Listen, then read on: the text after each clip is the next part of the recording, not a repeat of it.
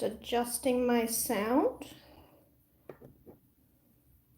Seems like nobody was expecting me to be on time to my own live stream, so don't have much of an audience yet, which is fine.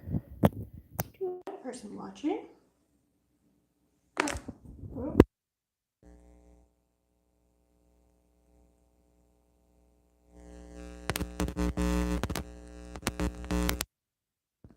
Microphone hooked up.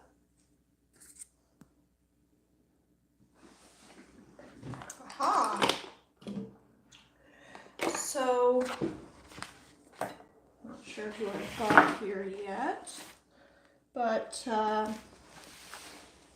last week, let's see if I've got a conversation to go on. Anyone in chat?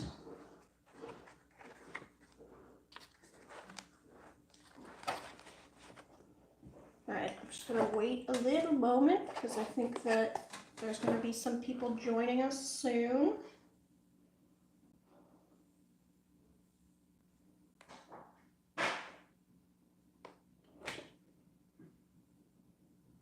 And I will just set up my own screen here. Aha, 2 people. 2 people is better than 1. Hi, Gabor, how are you?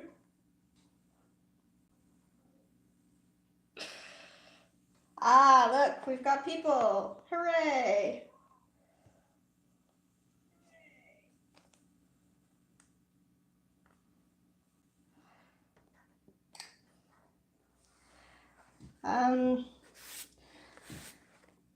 So for those of you who watched last week, hi Mikey, how are you?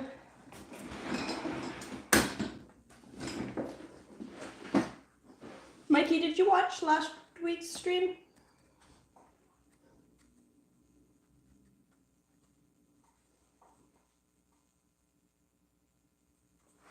Did I do anything to the camera? No? What are you noticing? Hi, Stephen. Camera, as far as I know, is the same as it's always been.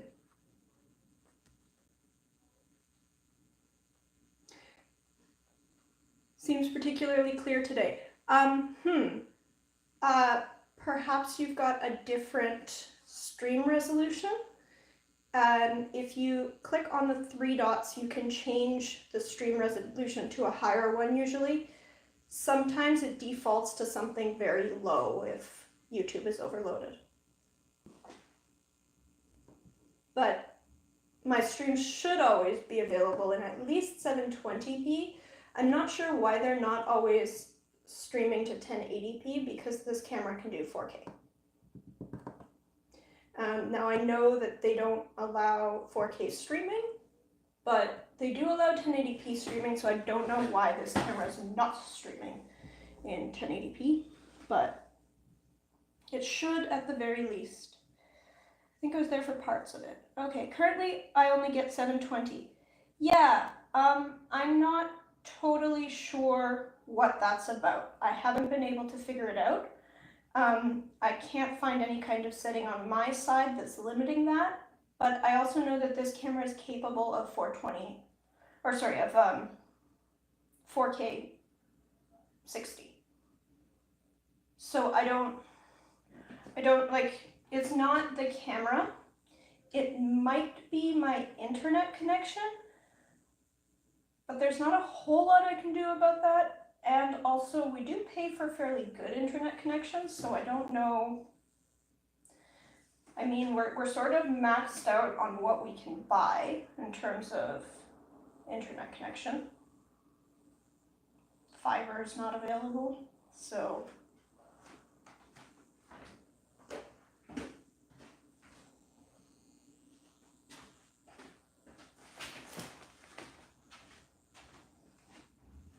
Like, I would buy a different camera just for streaming if I knew that would change anything, but I actually don't know why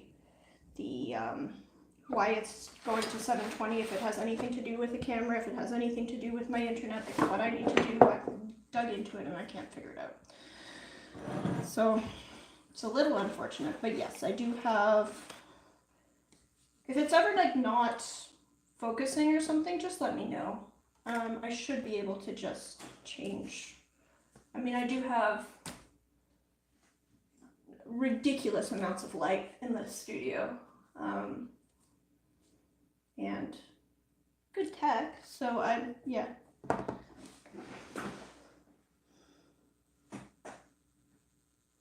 Renee says, I wonder if it's your internet speed. Yeah, I mean, it could be. I'm in Canada, our internet kind of sucks.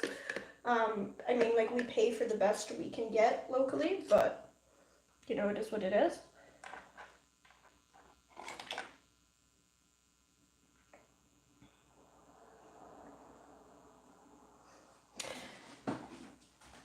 Sorry, one moment. I'm just gonna set this up.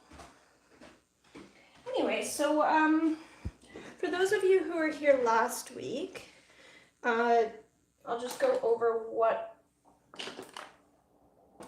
I did last week. So last week I tested out some jadeite that was sent to me by Kelly. I don't get any buffering either, so it's perfect today. Well, that's awesome. I'm really glad, and I'll touch wood.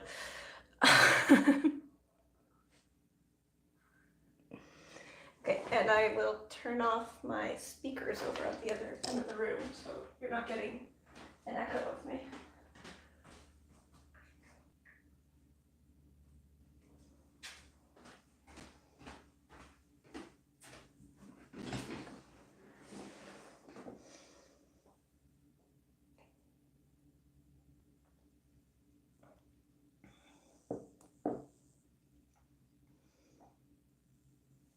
Make sure this is speakers off. Yeah. Okay. What's there for the jadeite? I've got a memory like Swiss cheese Italia. Okay. So yeah. So I tested out some jadeite, did a whole bunch of color mixing, and then I moved over to here. And over on this page, I started painting, it's from a reference photo, so a photo of lichen. So this is from the book Lichens of North America, so this is not my photo. I'm not going to be selling this as prints. This is my sketchbook, and I am sharing where I got this image. So the image is by Sylvia and Stephen Sharnoff, and it's this Loberia lineata wet form lichen from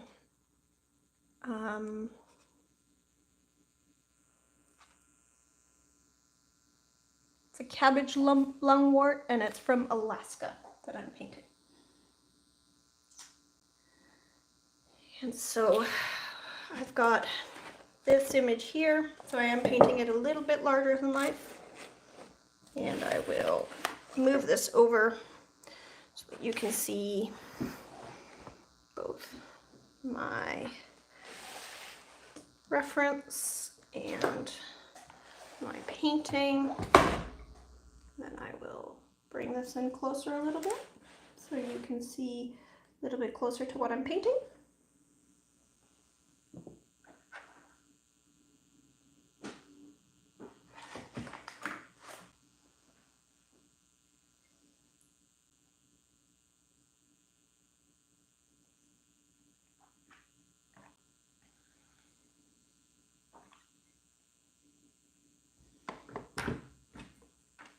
And then I'll set up my palette and stuff over on the other side. Unfortunately, I can't show both the reference photo and the palette unless I zoom way out. Do you have a preference? Today is special. The magnolia on the balcony is blossoming. I'll upload some images later after editing to Discord. That sounds really cool. I am looking forward to magnolia blossoms. It's going to be a little while before they're blossoming here. So it's still cold right now. It's below 0 where I am, but it will warm up. So we are expecting weather in the teens. That's Celsius. So, palette? Yeah, okay, sure. I can push over the palette.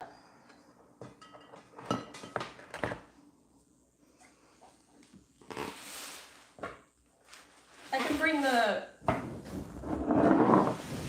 reference back periodically.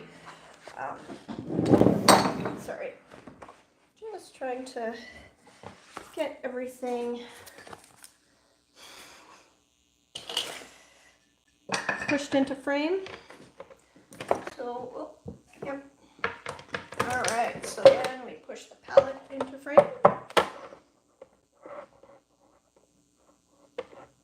And how do we do it? Oh, let's rotate this a little and push it back a little, a little, a little. That's cold. So yeah, so this is Celsius, right? So 0 is freezing, like water freezing. It'll go up to 15 or so, which I guess would be 60s, 70s in 70s, I guess, low 70s in the next couple weeks. At least during the daytime, we'll still get nighttime temps that dip below freezing. So that's Canadian weather for you. Our last frost date in spring, where I am, is towards the end of May. So we have long winters. Anyway, I'm going to open up, take this lid off, and Moxie just pounced on my behind to wake me up. And Joy, I made you a mod so that that sort of commentary doesn't get you filtered.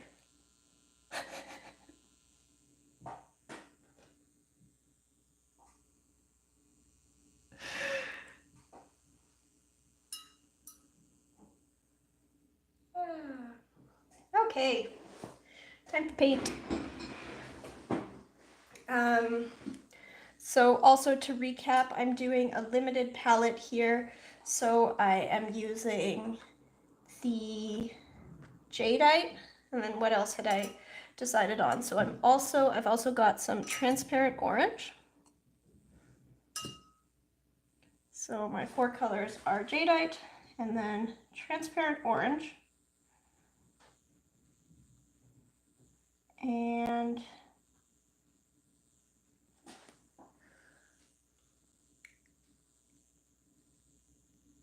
quinacridone purple.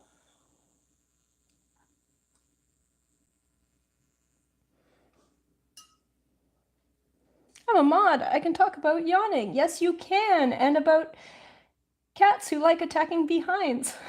You can talk about whatever you like, Joy. You are now unleashed.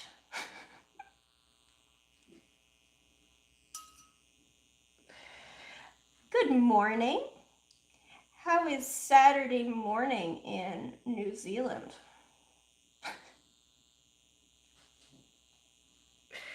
We were just talking about my delightful weather, how it's freezing outside, but it's going to be nice and warm next week. So when you send me out to go sketching, I can actually go outside and not freeze my butt off.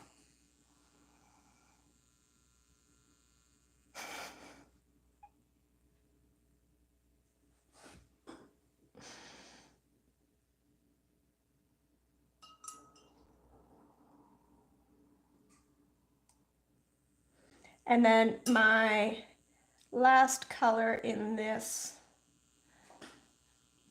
selection is my all-time favorite Nicolazzo yellow. So these are the 4 colors I am using in this painting.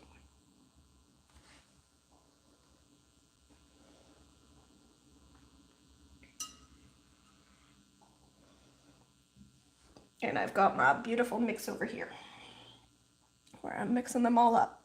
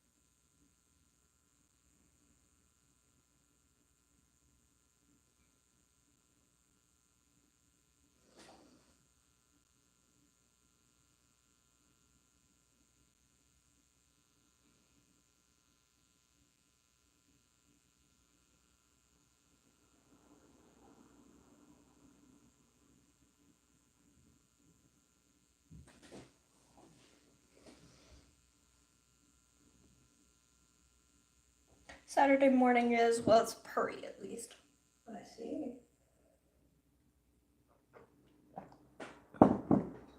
What time did I wake you up this morning, Joy?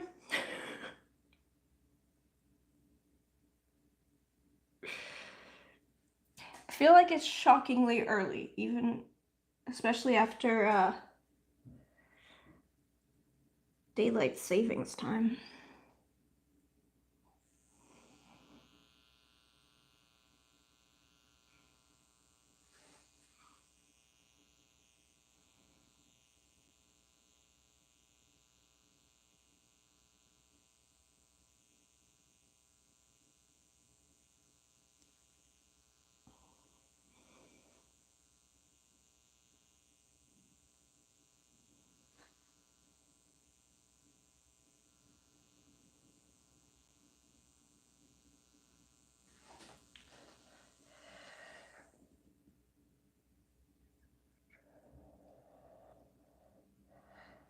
Moxie decided on 7 a.m. My goodness.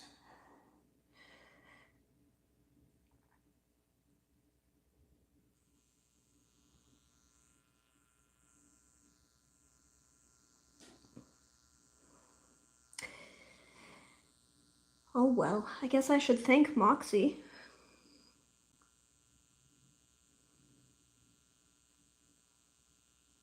Moxie just really wanted to watch me paint.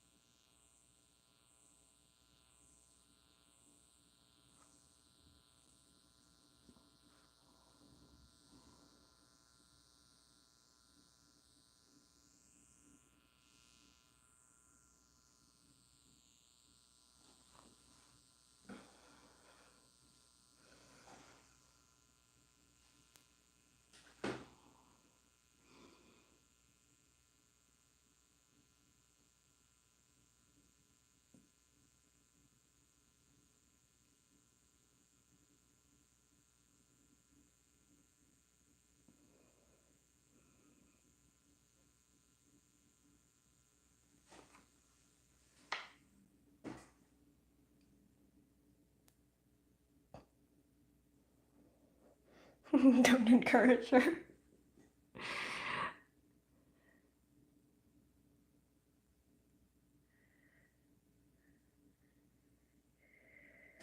I remember when Neuron used to do that. He's lazy now. Now he tries to get me to not get up. No, don't get up. It's time to snuggle the cat.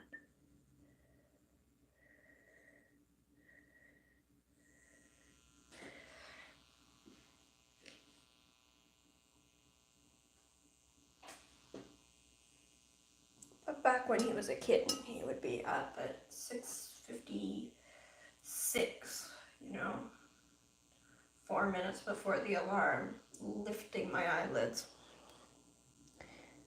One furry little paw and then a fishy little nose sniffing at my eyeball.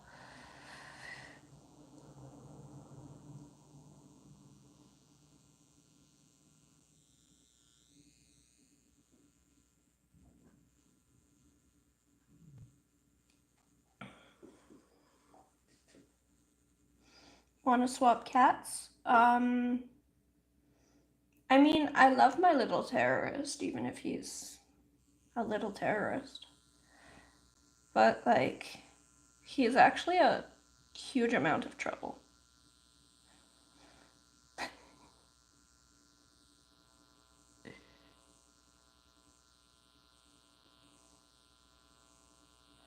My teenage daughter's cats woke me up at 6:30 this morning because they couldn't rouse them.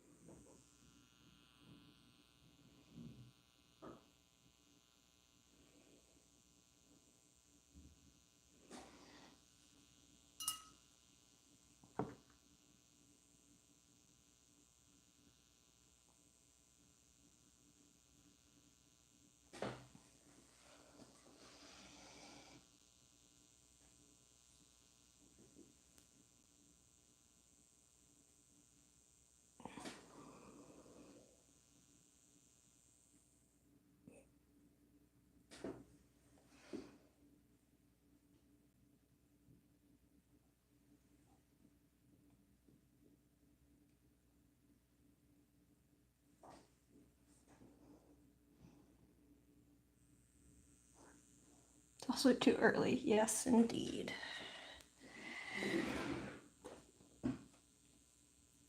Although, I don't know, maybe one day.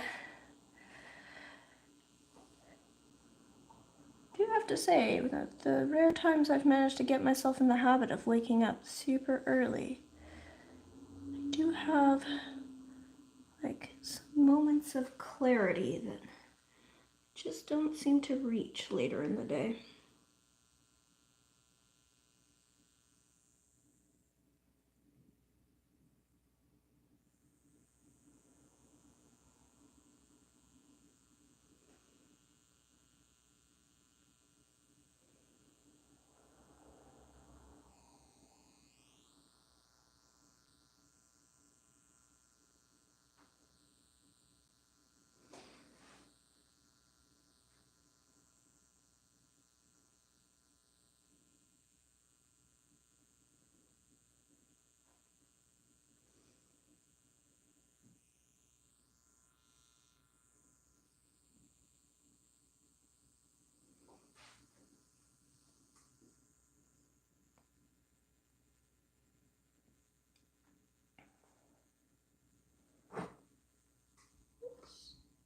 Move this just a little closer. How's that?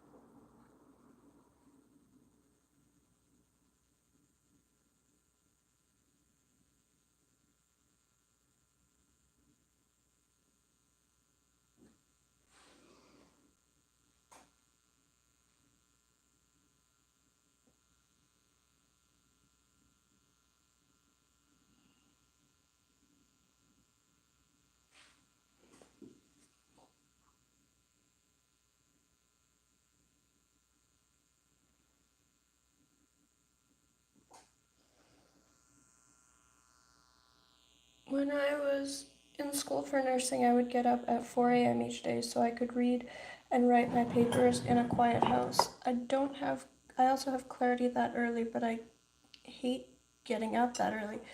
Okay, well, 4 a.m. is a little much for me, but there have been times where I've done like 5:30 or 6, and I find that super difficult because my body wants to be up at night and asleep in the morning, but when I do get myself up super early, I do get a little bit of clarity.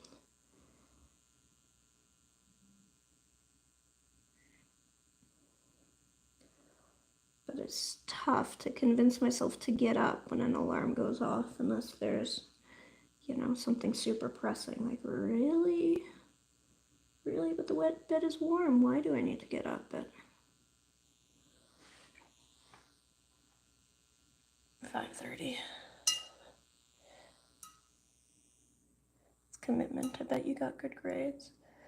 Well, nursing is tough too. Like, did you have to do shift work?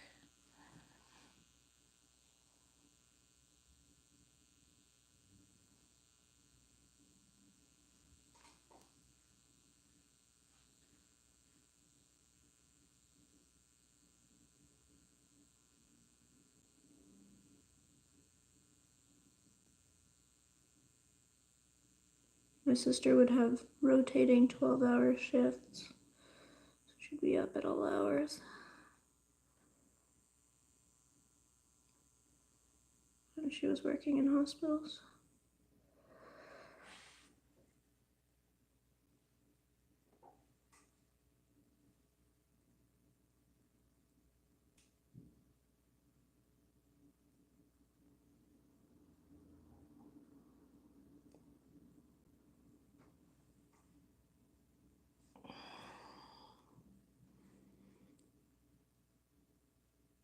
Yikes, nursing school with 3 kids. That's impressive.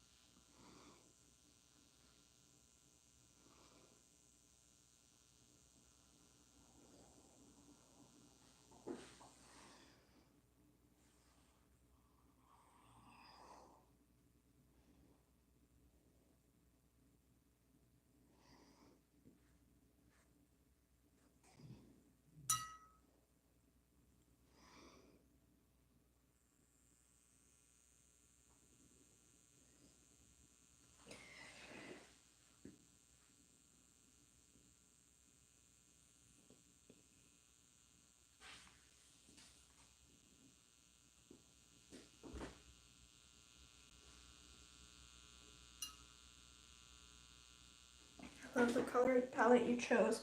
Thank you. It was largely chosen by people in the stream. So I knew that I was trying to use jadeite, and then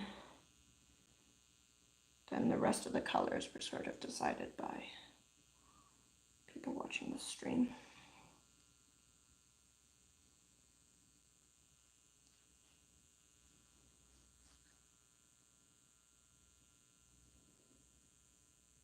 So this was last week's stream.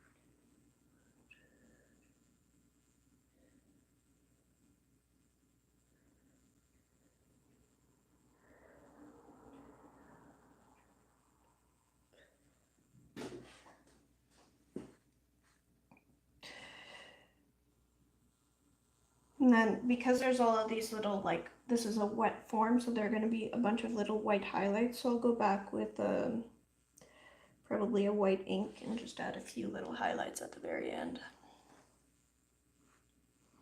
If I was being a purist, I could do that with masking fluid, but I'm not, and I don't like masking fluid.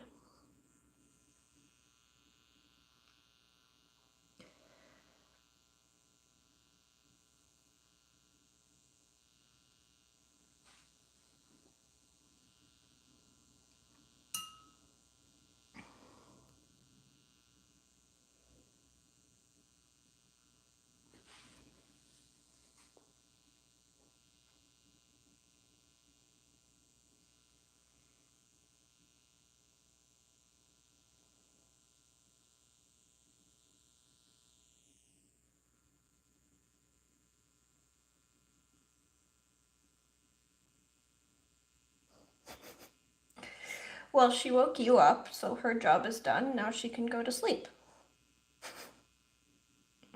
I hate masking fluid. I despise masking fluid.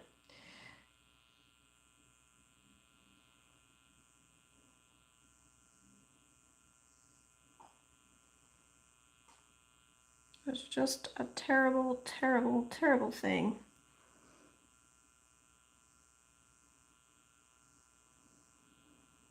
Yet I keep using it, but not for sketches.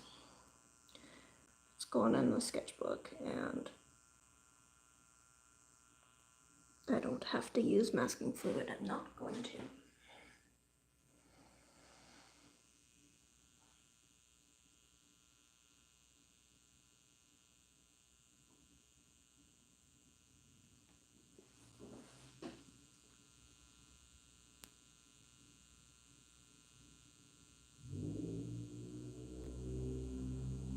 If I cover the highlight, I would rather use gouache. Yeah, I think I'm actually going to use like white ink because these are really, really teeny tiny, bright, bright highlights. So gouache can be a little bit transparent. So I'm going to go for like the bleed proof white. Gouache would work too, just assuming that the white ink will actually be a little bit easier to handle in this particular application. I'll just use a dip pen.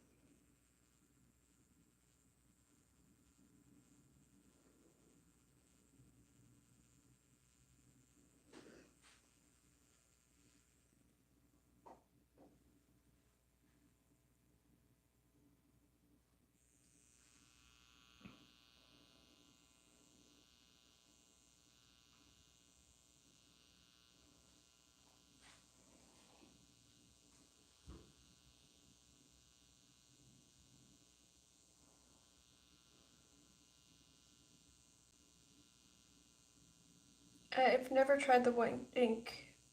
I was thinking about getting some.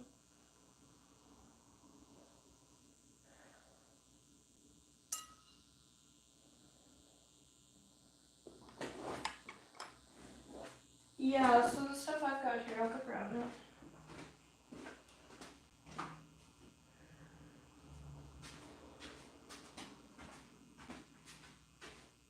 So I've got Dr. P.H. Martin's Blue Proof White, and it's just, and a cat. I also have a cat. Neuron.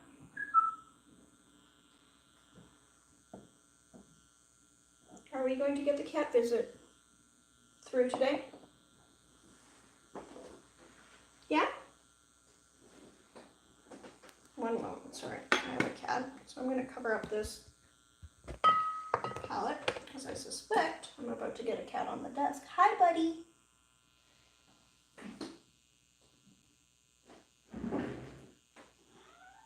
Mm-hmm. Okay. Yeah.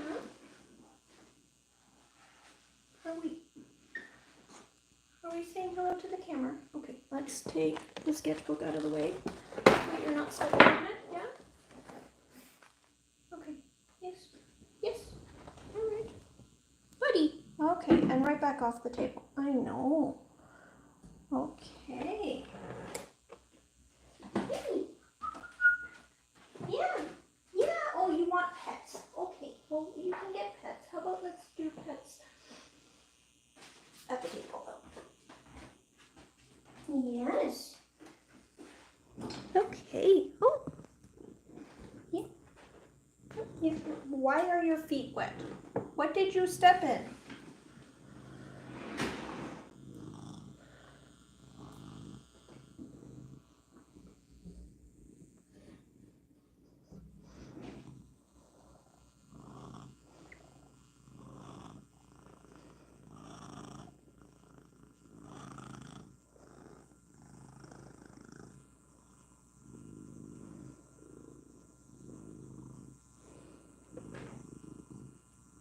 Are we done?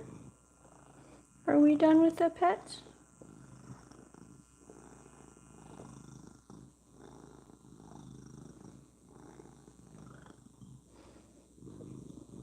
Are we done? Is this a struggly kitten? Oh no, we're just turning around. I see.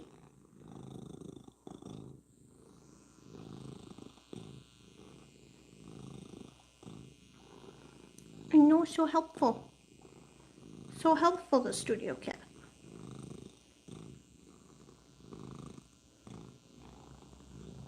Okay.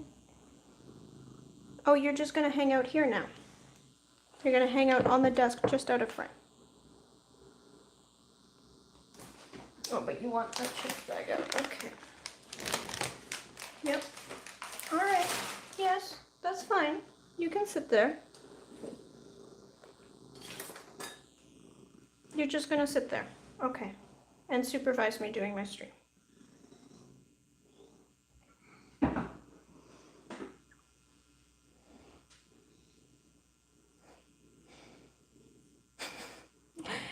Kitty heard Neuron purring and came to investigate. Yes, he's very loud. Yes, you are.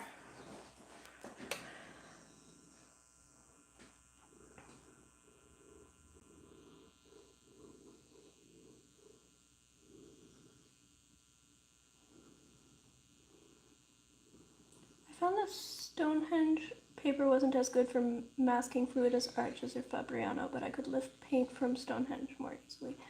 Neuron has wonderful purrs, doesn't he? Yes, you do. Who's the bestest little boy? Not at all a little knife monster who destroys all our things.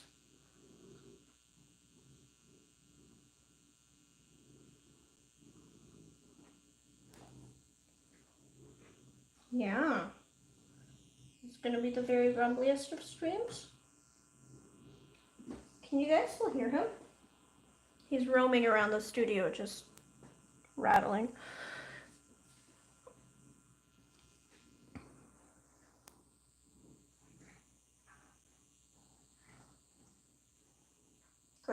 now he's licking his butt.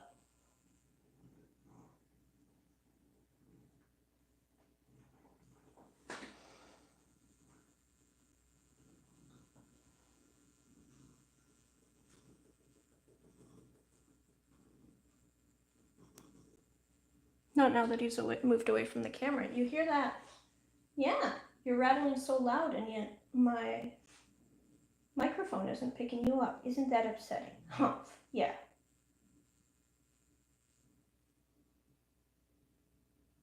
You have to be on camera for the microphone to hear you.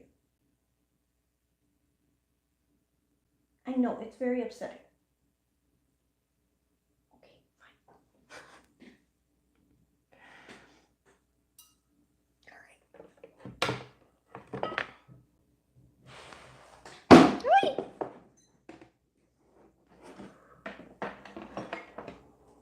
What did I just knock over? Oh, that's fine. Did you miss it? Yes, you did miss Neuron up on the desk.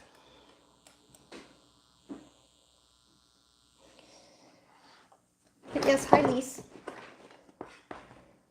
Okay, sorry. Just rearranging things, bringing this camera back down. And over. We had the cat up on the desk for a while.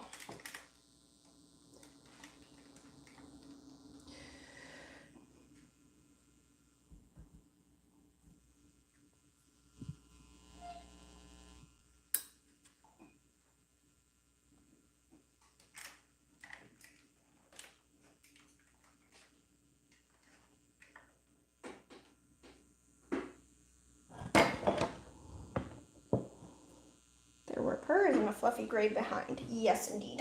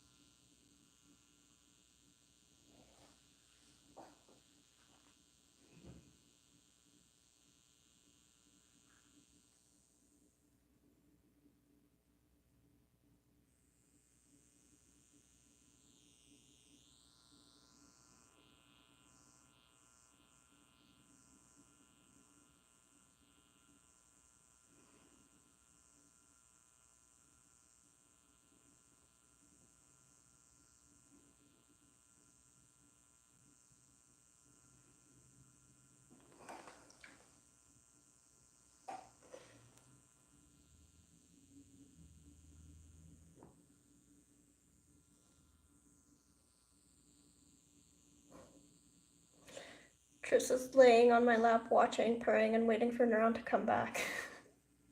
Aw, that's sweet. Neuron is wildly territorial. He's very sweet with humans, but he's kind of a monster with other cats.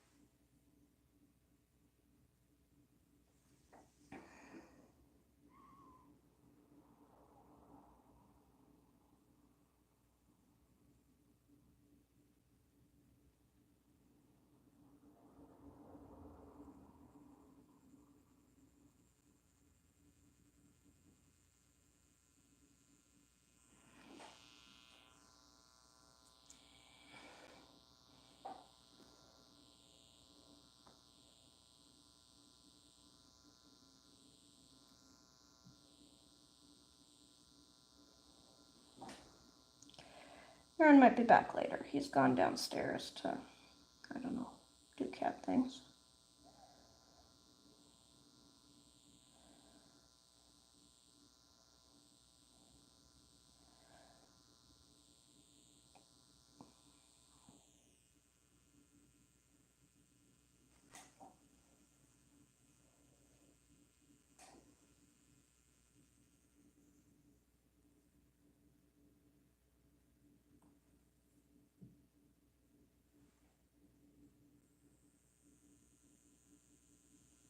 getting some static buzz.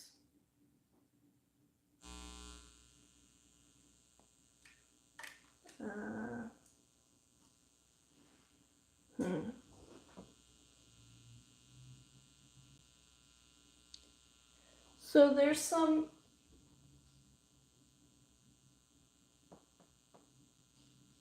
I'm not sure if you'd hear it, but there's some construction outside, and sometimes I get confused between what is static buzz from my computer and what's like drills and stuff going on outside. Now the microphone should be filtering that out, but if a bunch of people are getting weird noises, I can try fiddling with something.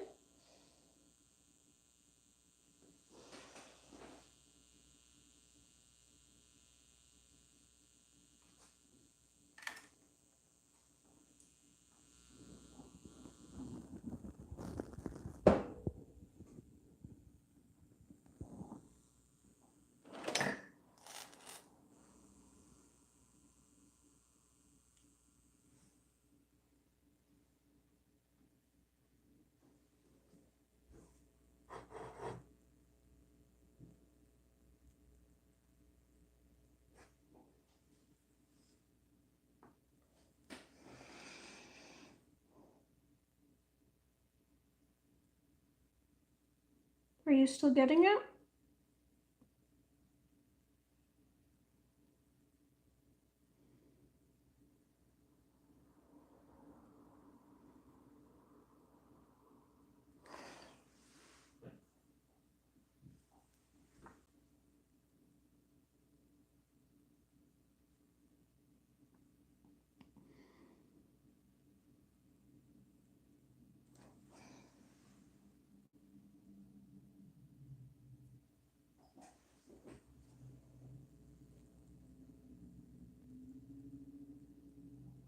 Wonder if it's the computer fan.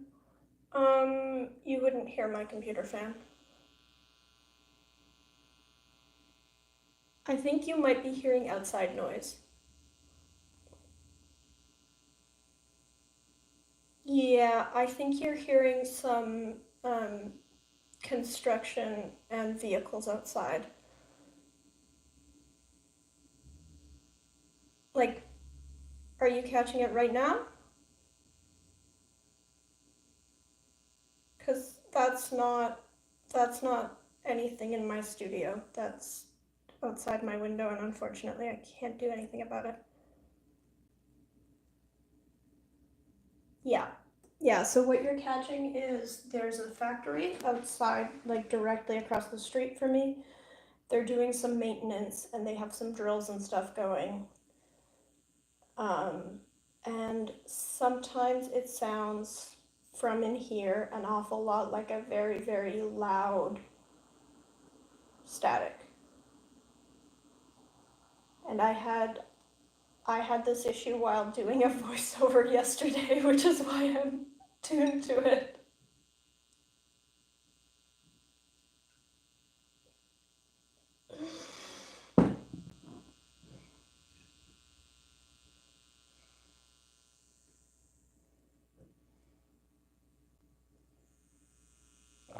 Speaking of kitties and painting, what are some good ways to keep them out of the paint water?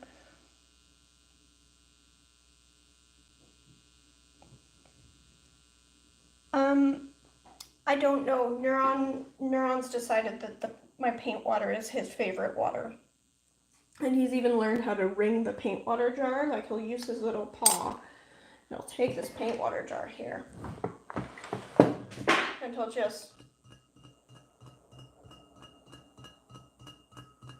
for me to come fill it up. So I've given up. I just make sure that it's clean water and that I don't, especially if I'm going to use anything toxic. But I just try to make a habit of switching out the water every time. And other than that, I've just given up because he's more stubborn than I am.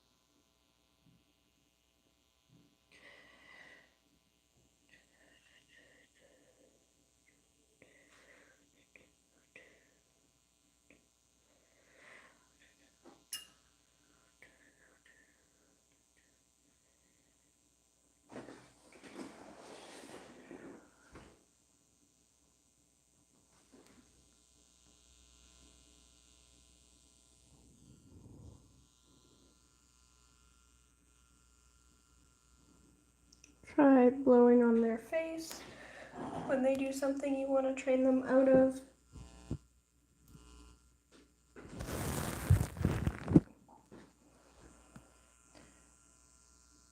It won't stop them, but at least they'll feel guilty about it. I can't think of anything but using mason jars and screwing on the lids when leaving. Kitties are good at getting what they want. Kitties are excellent at getting what they want.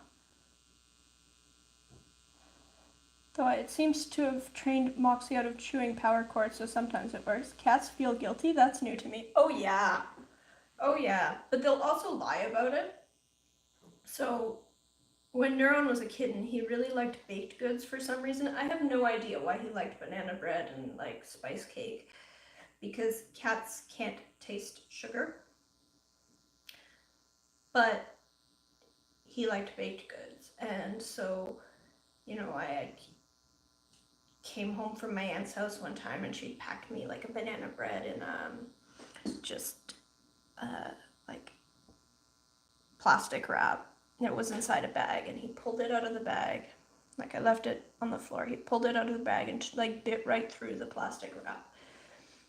And so, you know, Neuron's kind of shameless. So I walk up to him, and there's like all of these little tiny teeth marks in it, and like a chunk taken out right through the plastic. And I hold this cake in front of him. I'm like, Neuron, who ate this cake? Of course, he just lies. Daddy! Not me. Not ever. I would never do such a thing. Just like charps right back at me.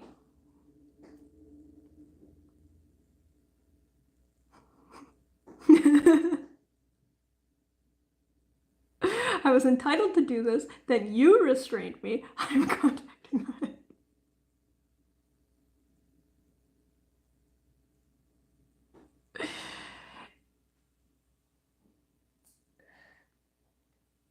Yeah, these days sometimes I'll point out something that Neuron did that he wasn't supposed to do, and he'll like turn his little head sideways. Like, yeah. But he also just lies.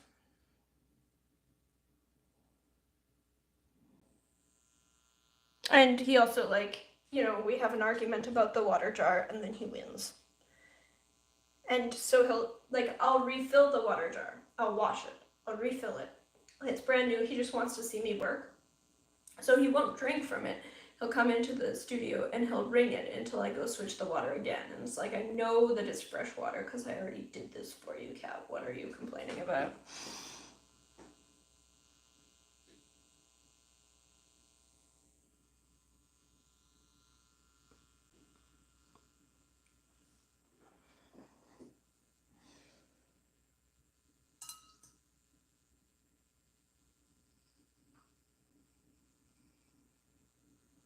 I need this to separate out.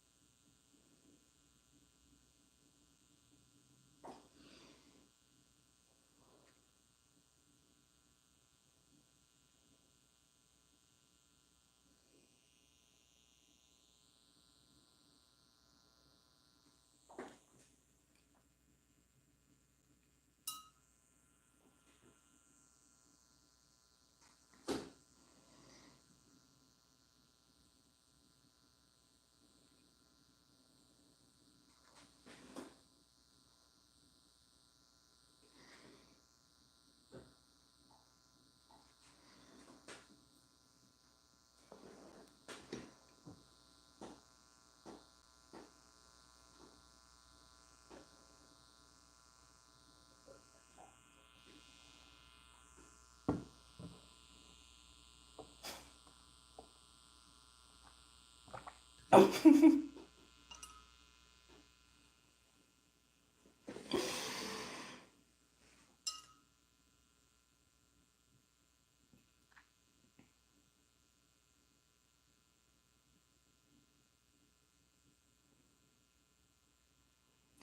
Well, I'm glad that my cat isn't the only monster.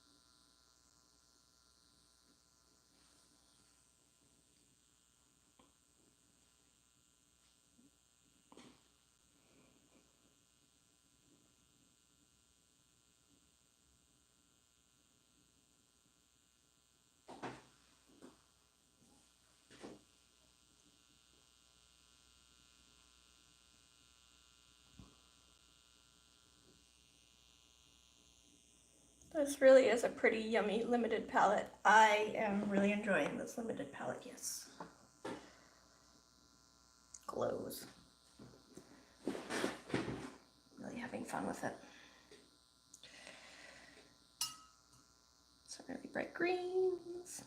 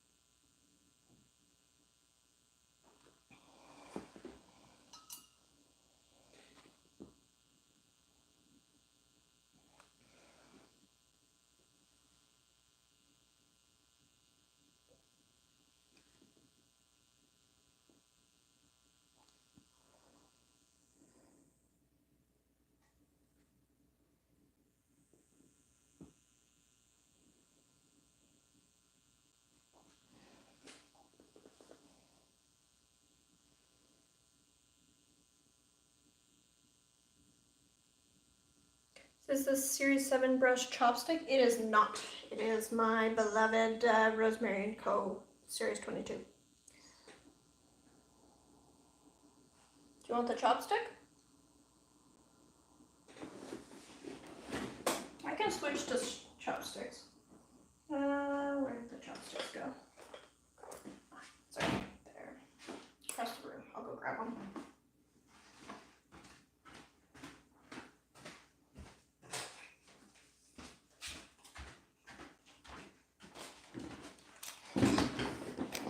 Here they are. I did have to bundle them back up to retake my thumbnail pictures, but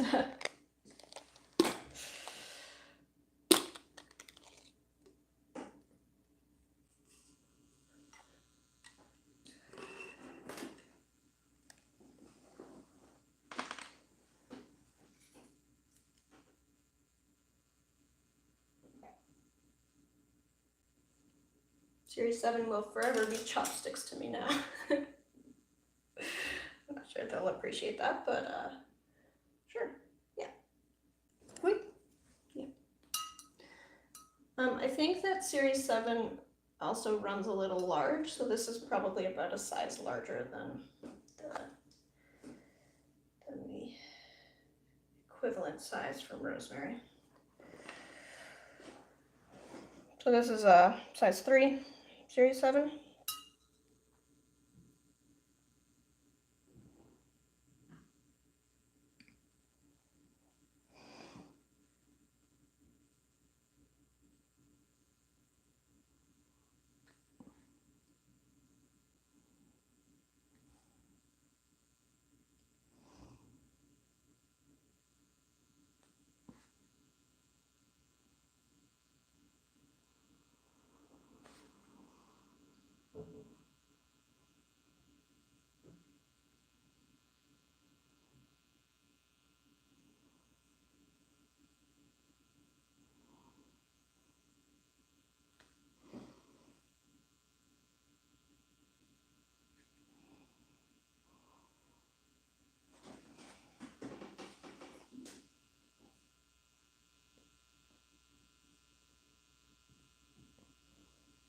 I found that tree ring exercise so cool. I think I'll have a couple of those tomorrow.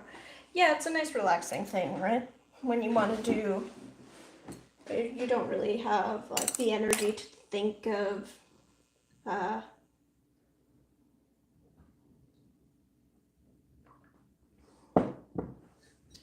matching an image or being super creative. It's about as simple as just painting lines, but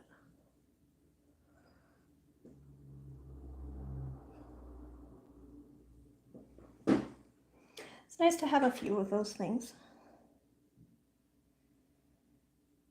Just do whatever.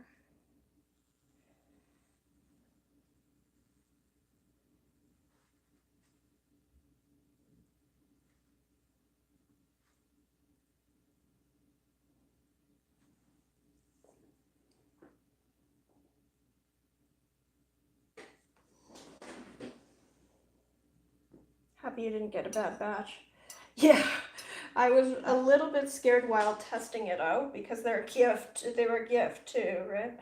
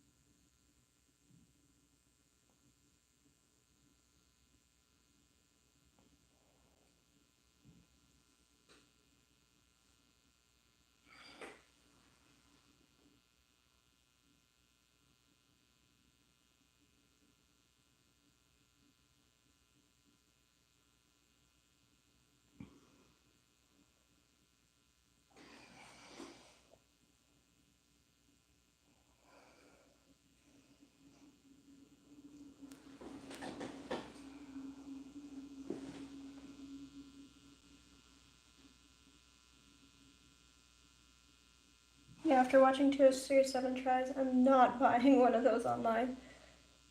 Okay, so maybe I withdraw my offer to swap Moxie. Oh, is Moxie being sweet?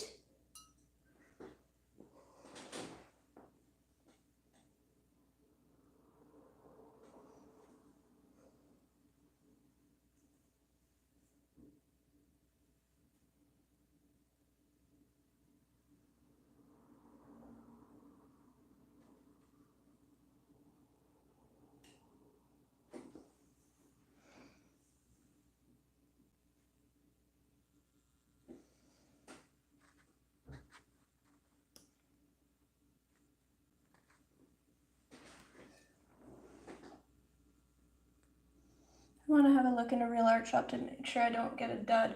Well, I mean, the other thing is because they're gummed when they come in, so they're gummed closed. So you wouldn't, even in a real art shop, like maybe just to make sure that you could exchange it. Or ask to wet the brush like in the store before taking it out. Because when you buy it, they've got a gum arabic solution like right in the fibers, and so it looks super pointed, but like even this one, you know, if I dip it in water and pull it out, this is the point it forms. So unless I'm very carefully doing some twirling nonsense, it doesn't go back to this point.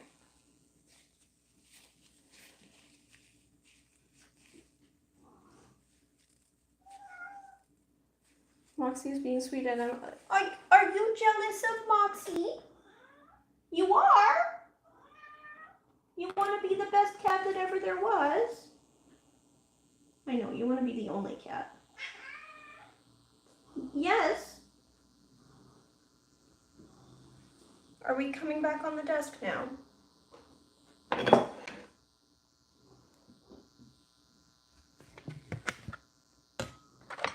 Okay, Neuron.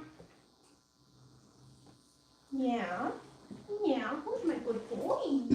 This is gonna be the cat stream where we just talk about cats the whole time? Is this gonna be the cat stream? Oi, oi, oi, oi, oi, oi. Oh, okay. Let's get the camera up out of your way, little cat.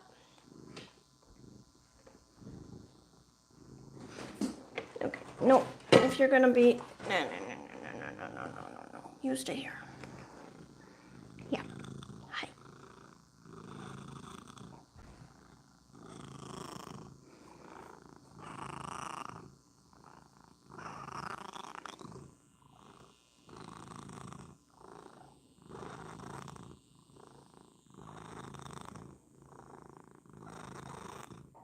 So, you were having a conversation, weren't you? Yeah? Yeah? What were you saying? Oh, hi, buddy, yes. Oh, yeah. Oh, you're so sweet. What were you saying? Oh, you're biting my chin. That's interesting.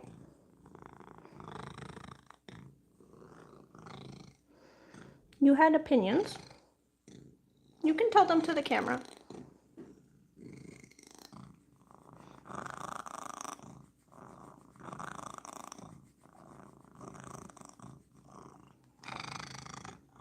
Yeah, today is cat stream day, isn't it?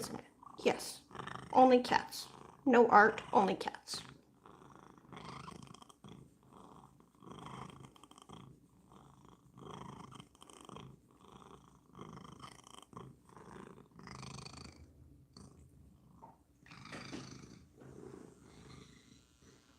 All right, are you done? Can I go back to my art now? You're on.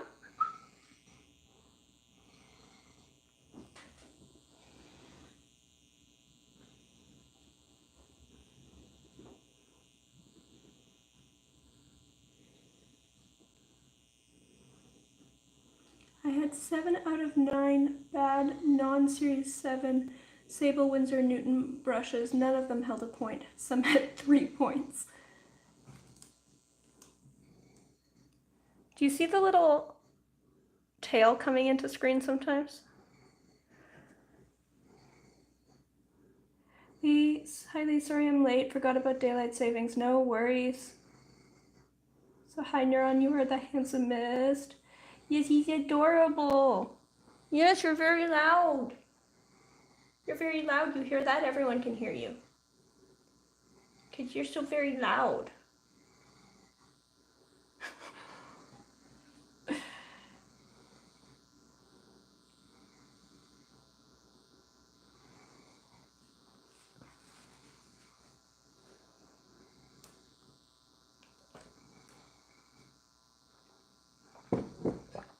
If I move this, Will you suddenly decide that you want to be back here? Yeah, you will. I know. You need to decide. Are you on camera or off?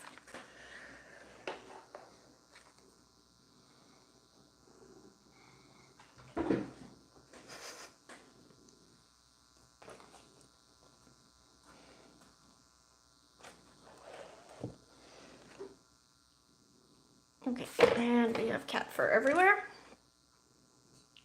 All right. And we're back. Ah, down. Up.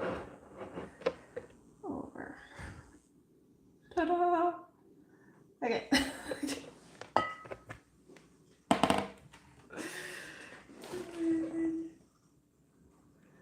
Here and here. Is that the tiny travel brush from the Cotman set? Yes, it is, although I actually bought an extra one. I know that there's a lot of hate on for this brush, but I actually like it.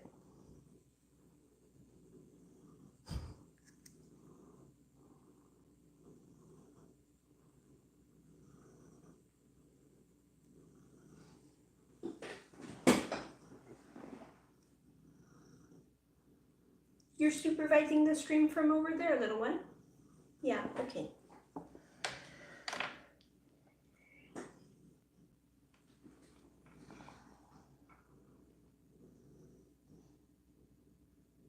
Loki does that too, then steps in paint. Yes, Neuron steps in paint all the time, and I have several sketchbooks that have like a colorful paw print, set of paw prints through them.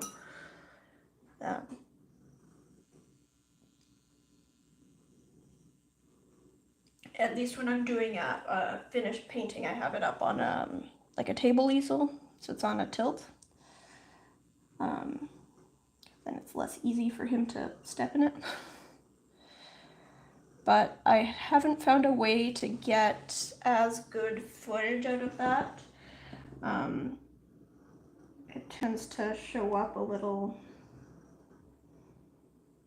like I get weird shadows, and so for video I prefer to record flat, which is unfortunate because it means it's extra difficult then to get. It would be nice to get some video of more finished paintings, but among other challenges, I mean, first I run out of, my camera will run out of juice repeatedly, and then, yeah. I haven't found a great way to do that yet.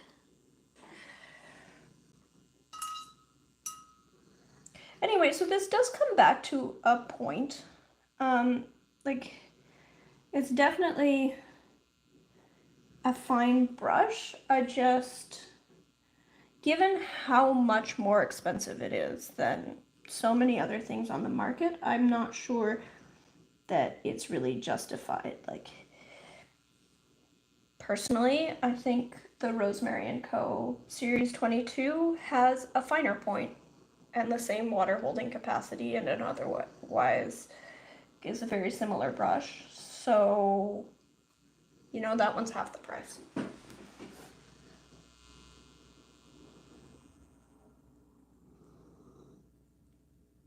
I always have a random paw print on the...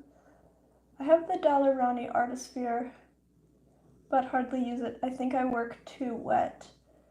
I actually prefer to work on a tilt, not just like it's good for my back, and that's really important, because I can ruin my back like hunching over something like this for hours and hours and hours.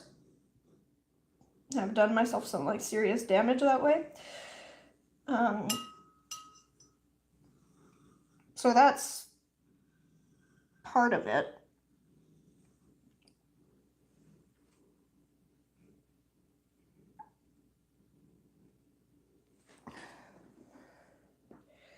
But I also prefer to have, I find watercolor will flow regardless, but if it's on a tilt, you know which way it'll flow. It won't pool. So you can control it, like, you know, you'll be able to know where the water is dripping, and so you can kind of account for that, rather than it just pooling randomly and you push it around the page.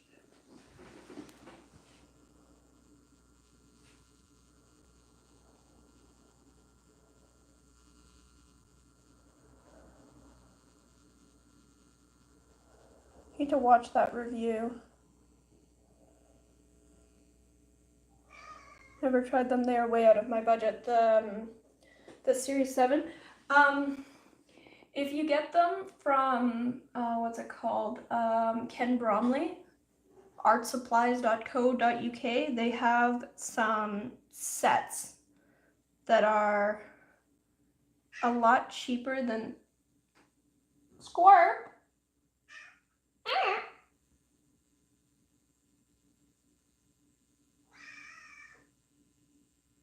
Squirrel. What's wrong? Are people not paying enough attention to the cat? Hi, buddy. Yes, you're buffing my ankles. Meow. I know you sound like a panther when you're rumbling, and you sound like a tiny baby when you yell.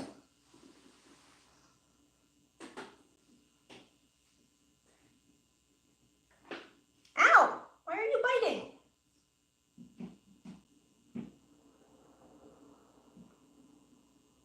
Very involved today.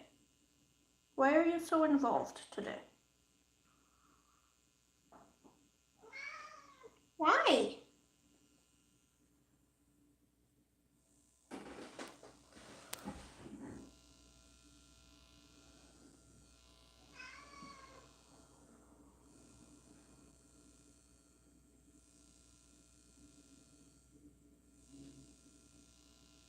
I think it was one of those brushes that have such a long history that it'll be recommended for ages. Yeah, absolutely. And again, it's not like, there are clearly some duds, so I don't know, what's going on there. It might honestly just be that some art supply stores are shipping out brushes where somebody opened the thing, got out the gum arabic, and then like these come with this protective little casing on it, right? When it has gum arabic, it's nice and stiff, so you can slide this right through. Once it's wet like this, it's really easy to get, one of the hairs caught, and you split the point and jam it back. And you can really damage the brush that way. So I don't know, like it might be that there's nothing actually wrong with the production, and it's just sometimes people are getting brushes that have been actually damaged. Maybe some art supply stores are selling seconds and not advertising that they're selling seconds. Like I know that Arches, for example, they actually do that with their blocks, where paper that's not considered good enough to sell in full sheets, they will cut into their blocks.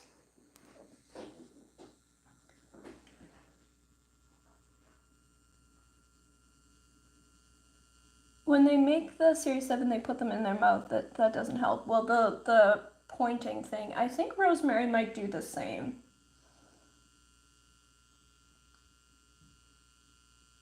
To be honest. Like, Rosemary also has, the very, very traditional process. Anyway, I don't know. I just, these were the Series 7s were the first good brush I tried, and at the time, that was what everyone was recommending, or everyone in the hoity-toity circles I ran in. I didn't know better. I had great experiences with them. I can't tell you for sure whether the brushes I had at the time were really, the absolute best brushes compared to what I have now, or whether I just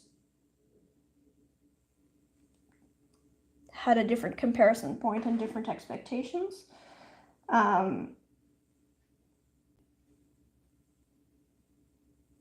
But in any case, I never had issues with them. However, Yeah.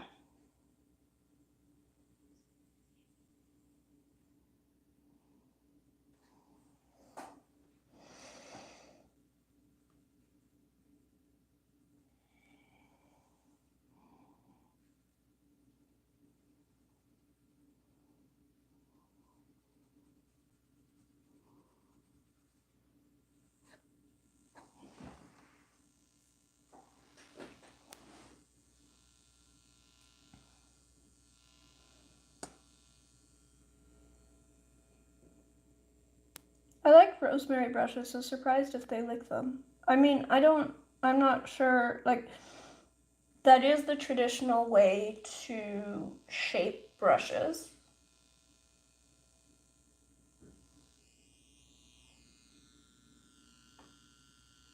I know that historically that's how it's been done. I also know that rosemary are a small operation, like they have like 3 people working there. And they're all handmade brushes, very, very much like the process for the Series 7. Now I know that there's that viral video that shows you the whole process for making a Series 7 brush, and I don't think that there's something equivalent for rosemary. I don't know. I can't say for sure whether they also include the mouth pointing step, but I wouldn't be surprised.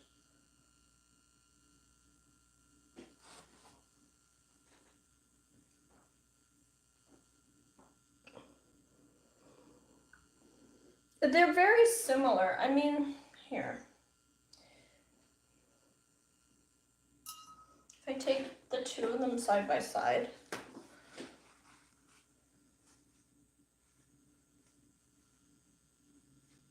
So, if I,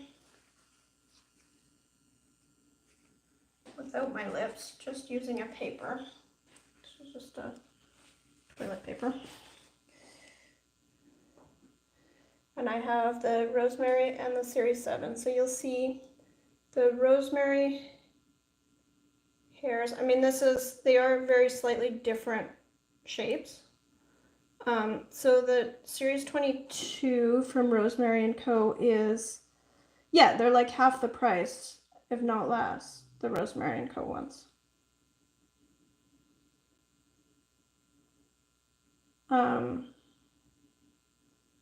So you'll see there, the Rosemary & Co. is a tiny bit longer and a tiny bit thinner, like right through the belly, which I think helps it hold its point better.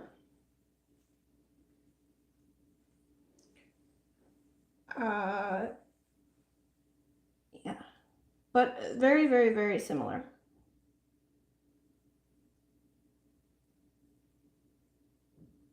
And yeah, I mean, I switched to Rosemary & Co. just for financial reasons. Just, you know, it's hard to justify buying a Series 7 when you can get a Rosemary & Co. for cheaper. At the time, I thought, well, they're about the same. And if anything, I was less impressed when I first got the Rosemary & Co. where I thought, oh, you know, it's almost as good. Maybe it doesn't hold a point quite as well. And then I got this one, and I'm not sure. Like, I think that I may just be getting fussier about what a point looks like as I get more experienced, because definitely the Rosemary & Co. holds a better point than this new Series 7, and I'm not sure whether the older Series 7 I had ever held more of a point than this, you know? Anyway, if you want a Series 7 dupe for like a third to a half the price, the Rosemary & Co. Series 22 is very, very close, and if anything, holds more of a point and lasts longer.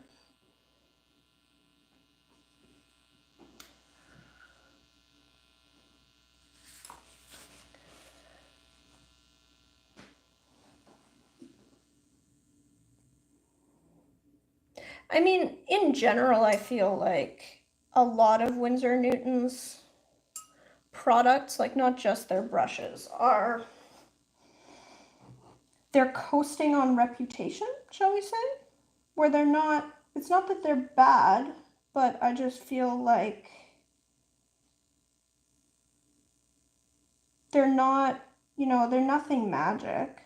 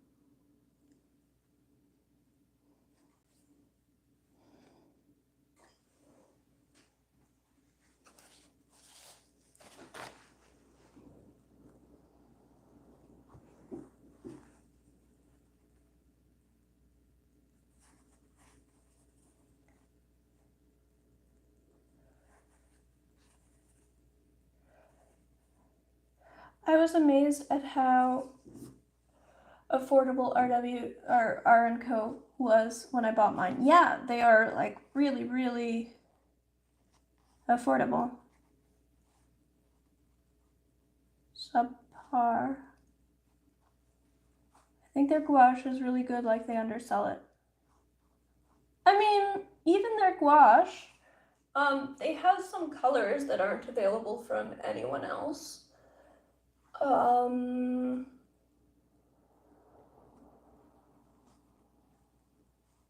But in general, I feel like they could do a lot better about marketing and updating themselves.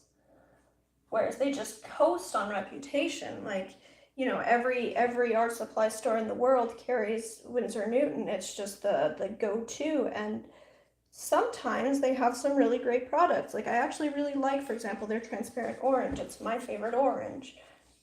They released that so quietly. And they're still marketing the same nonsense.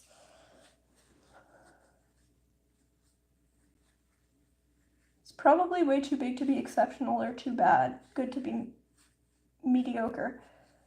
Yeah, I mean, I feel like some brands manage that balance a bit better, though. Like, Schminke isn't quite as large. I get that. But they are still a very large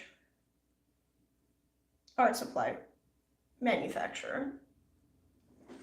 And they put out a lot more, they have interesting releases. They do interesting things. And I feel like that's sort of what I see missing from Winsor & Newton, where they're just like, they're so expensive and they're just kind of there. I feel like they could be a lot better without like really substantially, just from a marketing standpoint, just choosing different things to market. Hi, Paolo, how are you?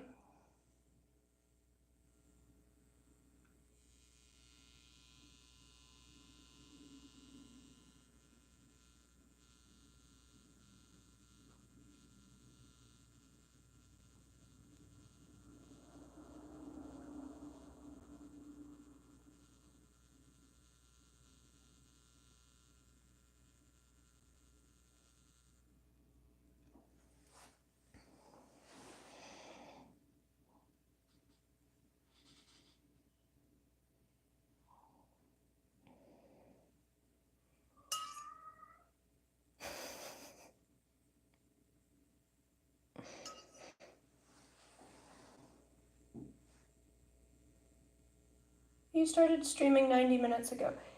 I did start streaming 90 minutes ago. So, we are in we had our daylight savings time change last week, so I'm an hour ahead of where I was last week, and then I started a half hour earlier. So I started straight at 2 p.m., but that's more like 3 p.m.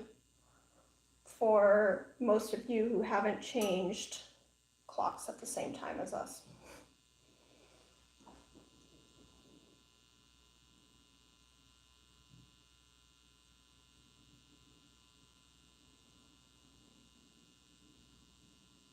When I tried their watercolor, I was so disappointed. That's too bad. I feel like, again, a lot of that is up to pigment choice, where, you know, like, for example, when Core was first released, there were a bunch of local artists who started hyping it because, oh, they have so much brighter colors. And as far as I could tell, it was brilliant marketing on Core's part. But Core was marketing things like cobalt teal and transparent pyrrole orange and other things that, you know, you can actually get very similar pigments from other brands, but especially at the time, most of the other brands, and locally it was really Winsor Newton, just weren't putting any effort whatsoever into marketing that stuff.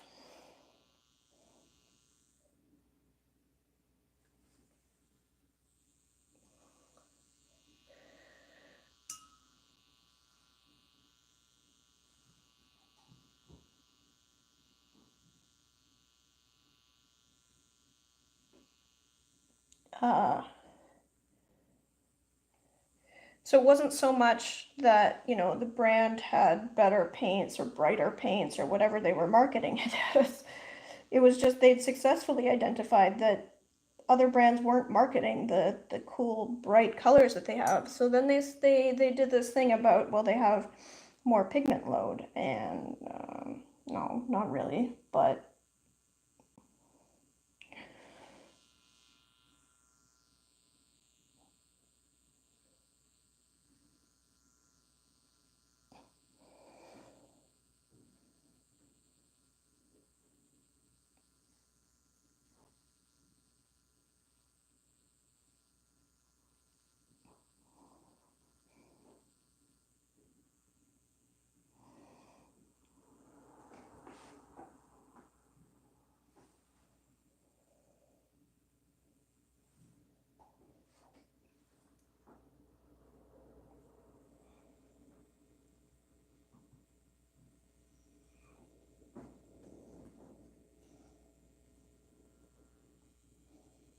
I couldn't believe how hard the pigments I had were to re-wet compared to other brands, including student grade paints. Yeah, and I feel like that has a lot to do with the specific choice of pigments that they put in their beginner sets, because it's not like they have plenty of pigments that re-wet just fine. I mean, I have here, I'm in Canada. Our winters, we get like, you know, 20% relative humidity inside, if that.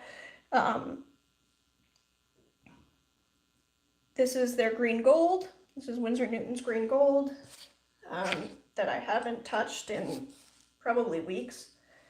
And there you go. And it re-wets pretty instantly.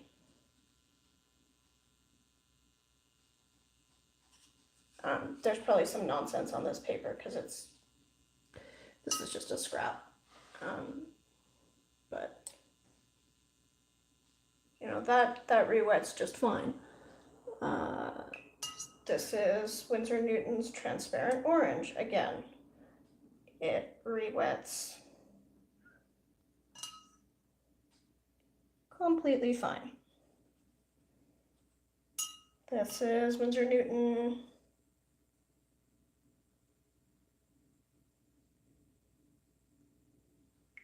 phthalo green, and it re-wets completely fine. So it's not like they have pigments that re-wet easily.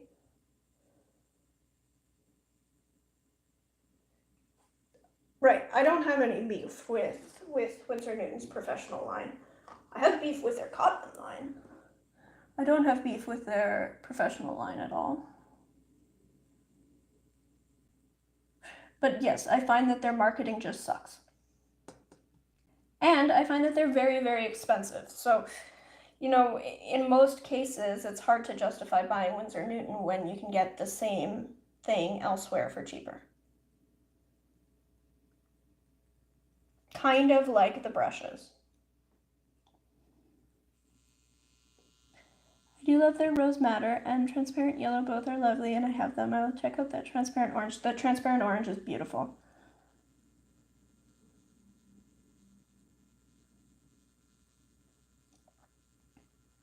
I had some problems with rewriting some Daniel Smith paints. That's more about pigment. Yeah, so earth pigments will tend to dry pretty hard. I mean, both Winsor Newton and Daniel Smith, they don't have like any honey or humectant in their paints, so they do tend to dry hard if you have a climate that has dry spells.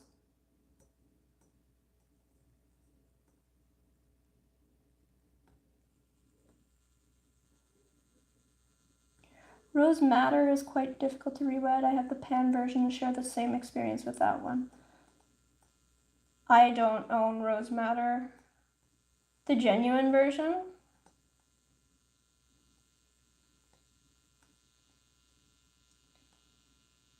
I have some pans that I bought from Penholder Art that he poured and they re-wet rather nicely. Dan, I think you use honey? Yes? I believe so. But Dan can comment on that. Winsor Newton, I have the old Indian Yellow and that new Aqua Green. They are definitely loved. Yeah, I mean, I have the Indian Yellow and the Aqua Green. They're also lovely. It's known for being harder to re-wet. Yeah, I mean, it also depends on your climate a lot. PV16 from them is a rock, though. Yeah, I don't have the PV16.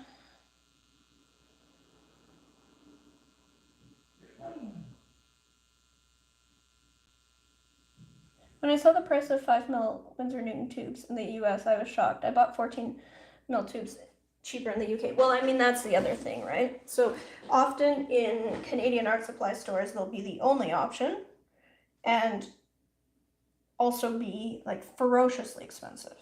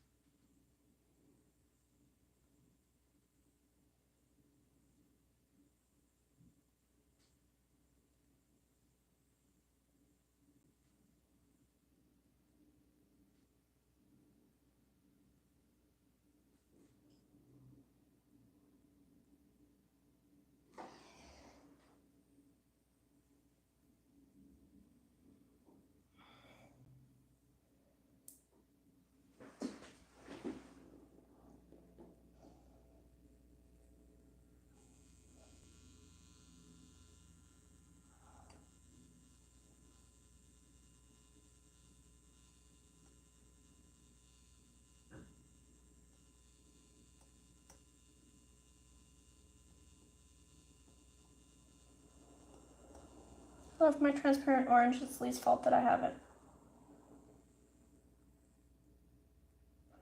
The Winsor Newton is the cheapest I can get professional watercolors. Yeah, they're crazy expensive here. They're just absurd. They're mostly sold in the 5mm size at local art supply stores, and they'll sell the 5mm for the same price you could get 15 milliliters of Daniel Smith, Holbein,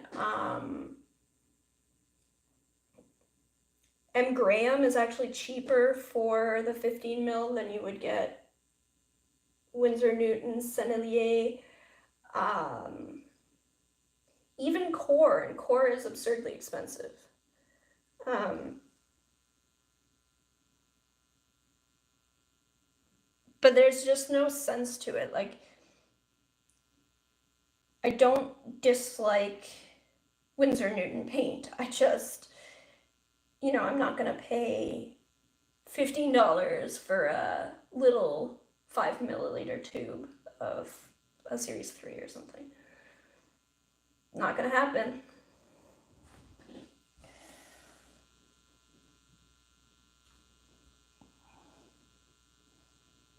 Lee can be blamed for several of my art purchase choices. Uh-oh. I'll have to get it. I'm somewhat of a pigment nerd hoarder. Well, you should join my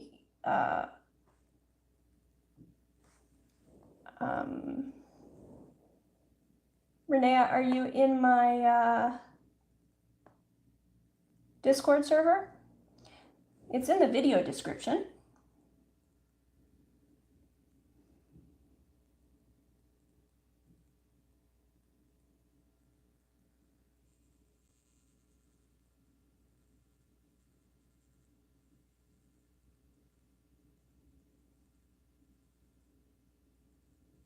$10.40 for 14 mils of transparent.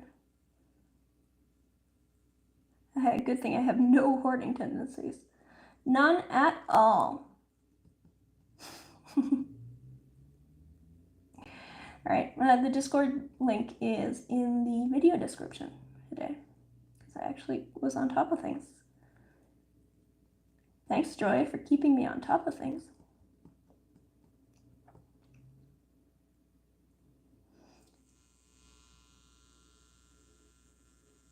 I now source Winsor Newton from Jackson's. Yes,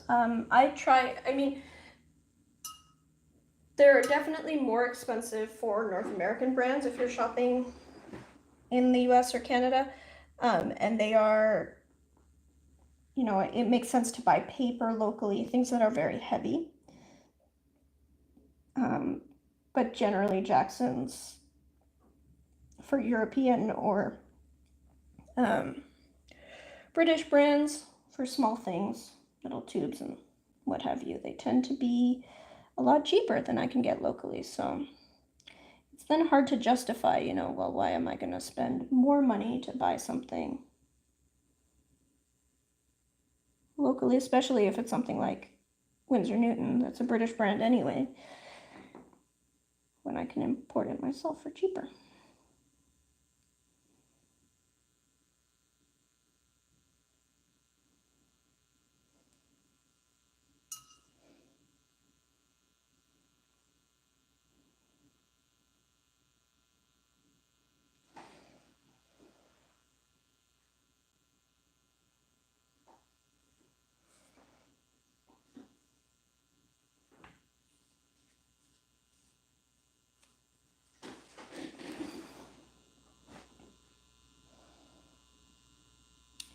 I love Jackson's, and the new split into 4 payments option through PayPal is getting me into trouble. What-oh. That a very high price is bad for the reputation. People expect stellar performance and then they get goods, so they're disappointed. Exactly.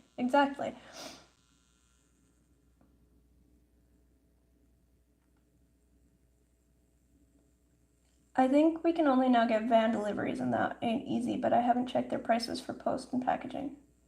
Super late, oops. Oh, don't worry about it. I changed my time, and yeah. Because we are in daylight savings time now. So it was going to get even later for everyone in Europe who hasn't switched their clocks yet. So I decided to start at 2. But then a bunch of people didn't get the memo because I didn't send out the memo until like 2 hours before. How are you, Ev?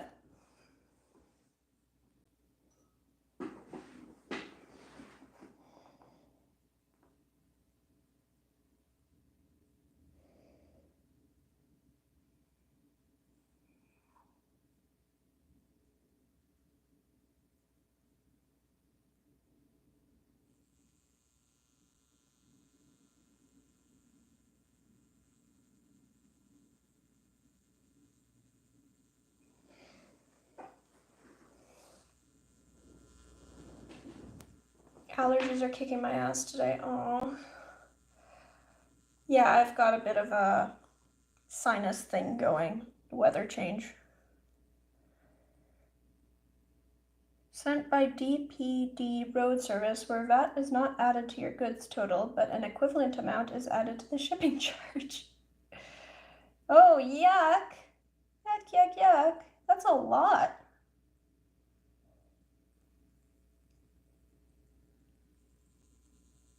Oh, that sucks. I haven't checked.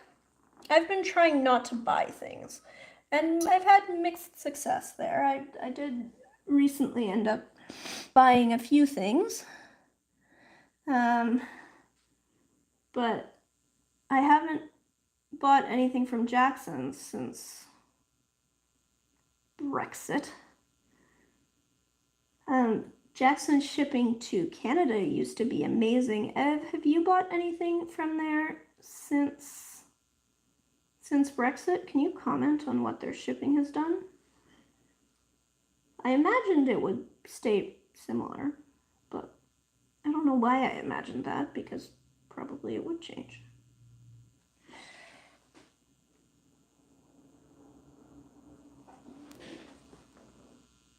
It was a bit pricier than expected, but not too much. Yeah, I mean, part of it is like Canadian expectations, right? Where like so many of our art supply stores here locally are like, oh yeah, no, if you order over 150 Canadian dollars, but still like that's 100 and something American, then we'll give you free shipping. But a lot of them, you know, they'll charge you $10, $15 for shipping on a smaller order, even within Canada. So it's, yeah, expectations are a little different. Books are still pricey to ship. Yes. Okay. Yeah, understood. Absolutely. I'm failing with that. This week I bought a paint muller, a wool order, and I need to do a Jackson's order. Right. So I bought myself a Butcher Bird t-shirt because it's just too cool. And there were like 2 left in the shop. And I bought I put in an order for Marta Miranda in Spain. So one thing that I had been planning on buying all along, which was the Rosa Gallery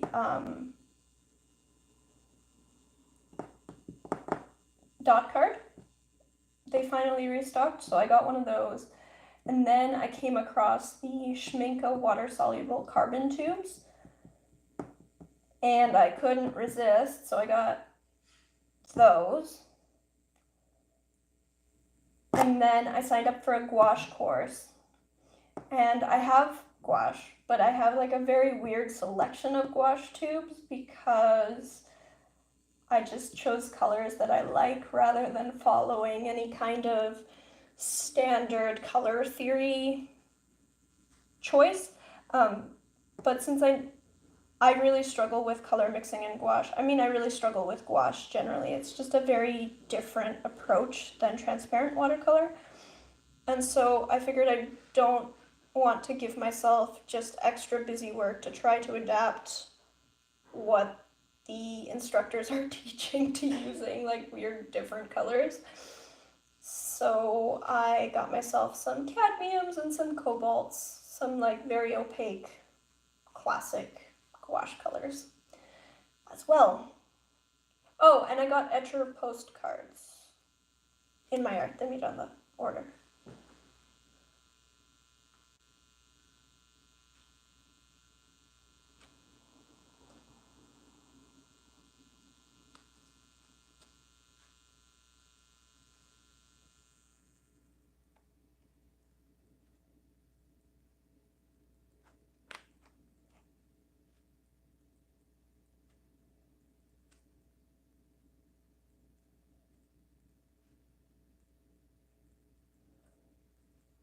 I think Misread Dan's comment as Paulo's.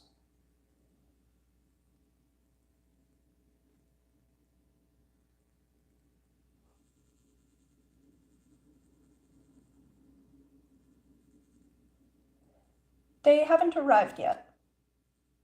They are in transit. I need to call UPS because apparently I also need to pay duty on the things. That's another thing that I really appreciated from Jackson's, was I never had to pay duty from them. And I wonder how that'll work. Because I have to pay duty on the meat on the order, which I shouldn't complain about because I didn't have to pay, like they did excise the VAT. So duty shouldn't be too bad, but it just always sucks to get dinged with that. Yeah. Really? I don't want to pay more money.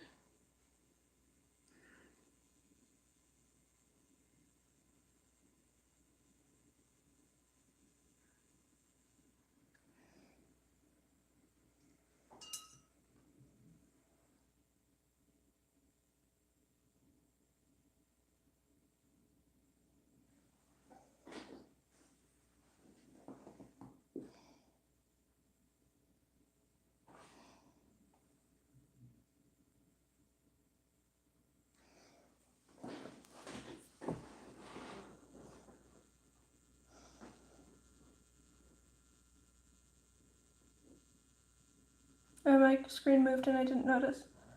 Coffee's coming. Oh, coffee sounds delicious.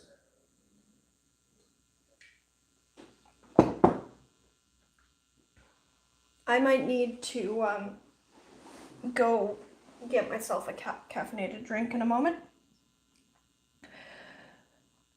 I'm happy to keep this stream going for quite a while.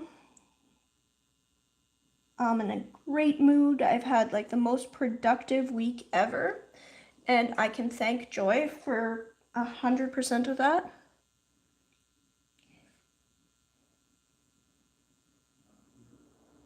Like, oh my goodness. So first of all, things I can recommend. A, getting a manager to tell you what to do when you have a one-person startup is amazing. 2, Joy is very, very good at her job.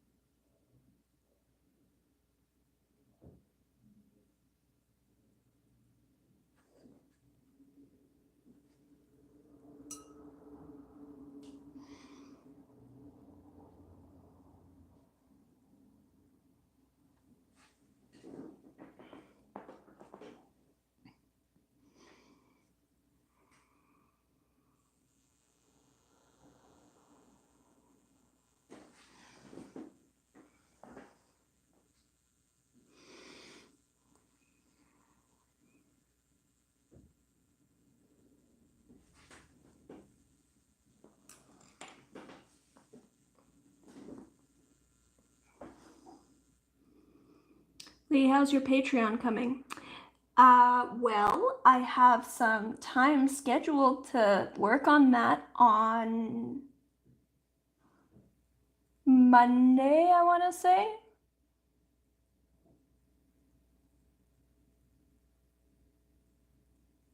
I'll tell you what, Gabor. I can set up your payment plan on Patreon so that you can pay for your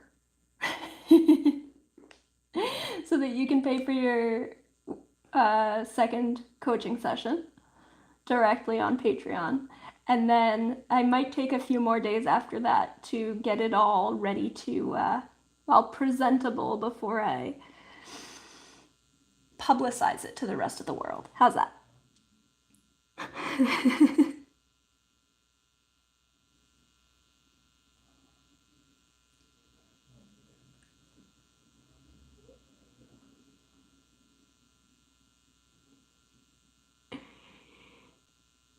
Joy is absolutely wonderful. She's the best manager. Oh my goodness. She's so great. So I had been struggling. I think most of you have been around for most of this story, but I had sort of fallen down a terrible spiral where I had some chronic pain issues, as well as some like motivation, self-management issues.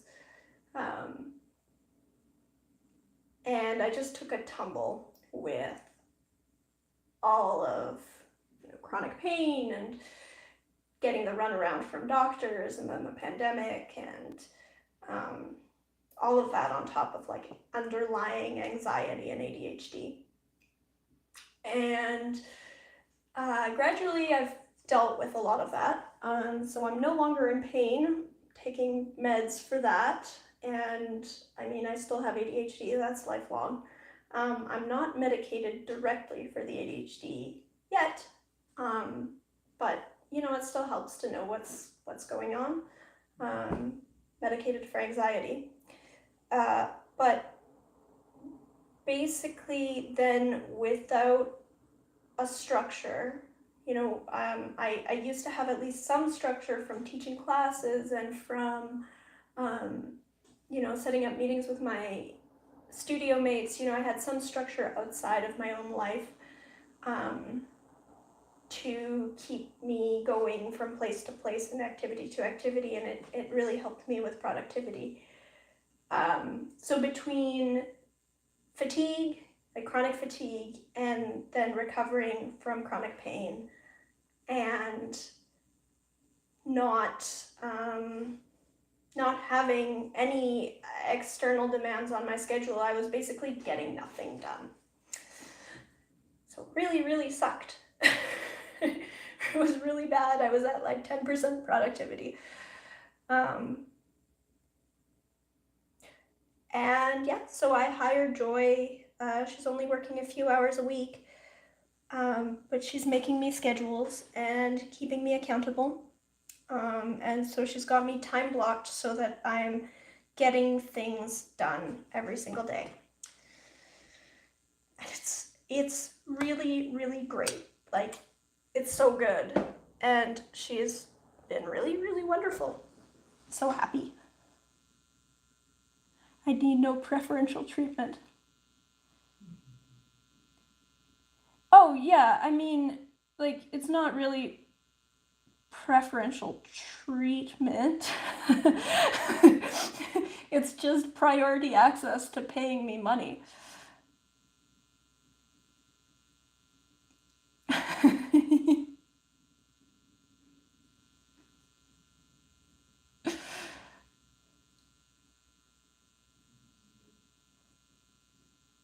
And it's only by a few days anyway. It's just because you want that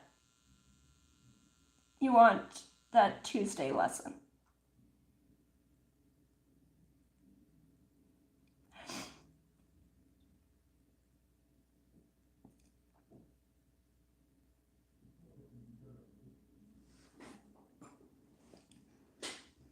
Anyway, I have found that I'm really, really pleased. I wasn't sure how it was gonna go, but yeah, being managed by someone who's not me is wonderful.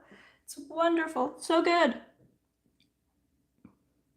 I'm just so much more productive, and then there's no like, I'm not worrying. I don't have like the weird guilt about like, oh, maybe I should be doing this other thing instead because I'm not the one making my schedule.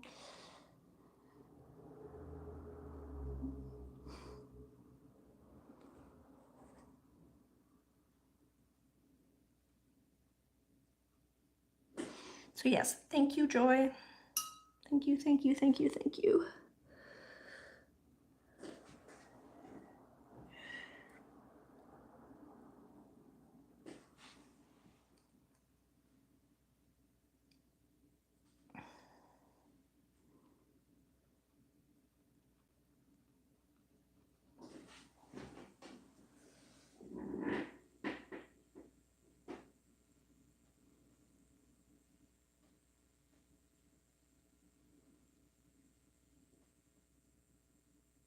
A few hours a week can be very effective with this. You get a few dips and a little return on investment in the long haul, but even then it's the bomb to have an external prefrontal cortex even part-time. Yeah, I mean, honestly, like if I could have someone full-time, if I could have 2 people full-time, that'd be great, but that's not reality. But to go from 1-person startup to not 1-person startup, and like there are some tasks that just take up a lot more of my time than they should, right? Like making a schedule, and you know, prioritizing tasks.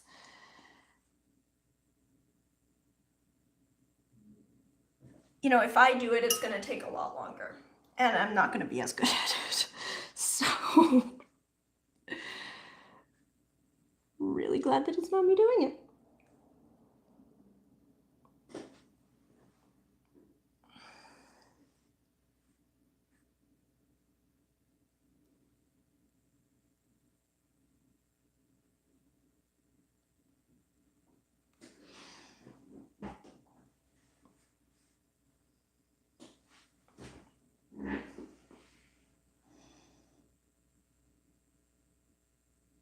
Did I miss some news about a startup? Oh no. So I talk about being a 1-person startup as a way of describing the experience of being a freelance artist. I mean, Joy can comment on this as well, because she made my schedule this week and commented on just how easy it is to push out art creation entirely. Like you would think, oh, I'm a full-time painter, so I paint every day for several hours, and that's not really true. It's very, very easy to get caught up. And no, I edit video and I answer emails and I do social media and I do this and I do that and I do all of these other things that aren't actually painting.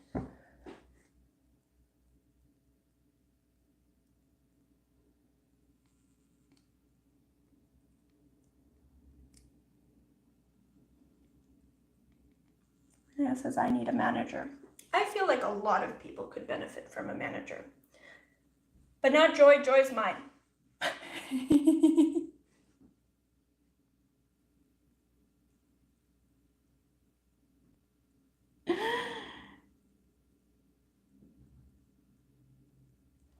Didn't see how that middle orange section was going to work out. It's amazing how quickly it changed.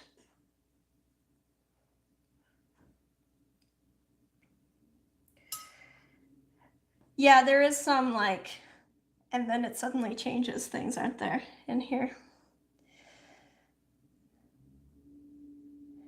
It's the same, it's the same, it's the same, it's the same, and then it suddenly changes.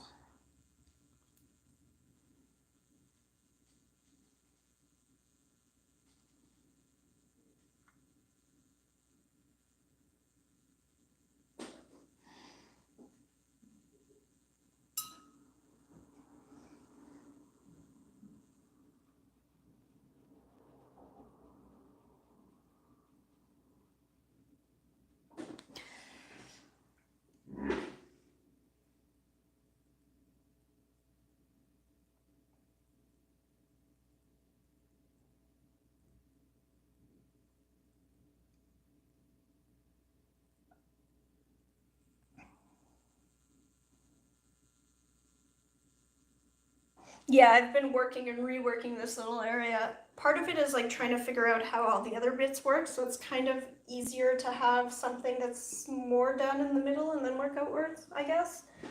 Or I don't know. Joy, you could be everyone's manager and build an empire. I mean, that's true. I think that Joy has some limits on her own time as well. But yes, if Joy wanted to be everyone's manager and build an empire, I would be fine with that. As long as I also get 4 hours of her time every week.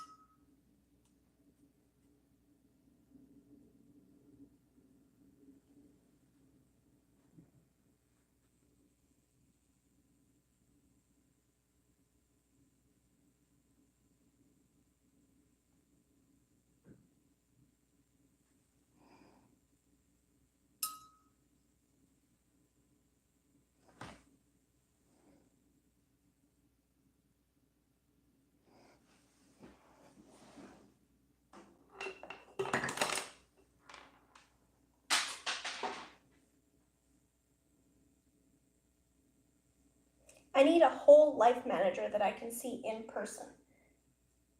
Yes, that would be, I mean, at this point, I have to say I will be rather nervous if and when I get to the point where I can hire someone full-time in person, because Joy's doing a great job.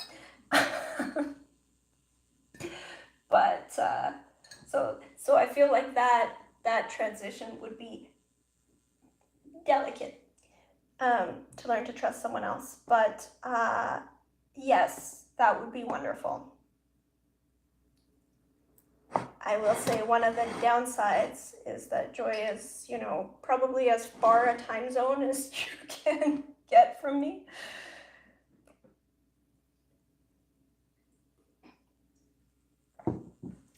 So there's no in person. She can't see what a mess my house actually is.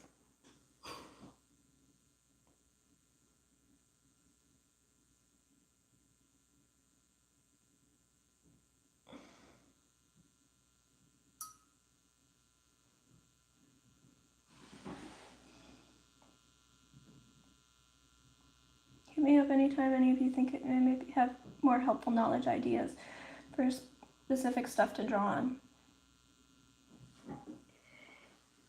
Yeah, I'll have to keep that in mind. Thanks, Lise.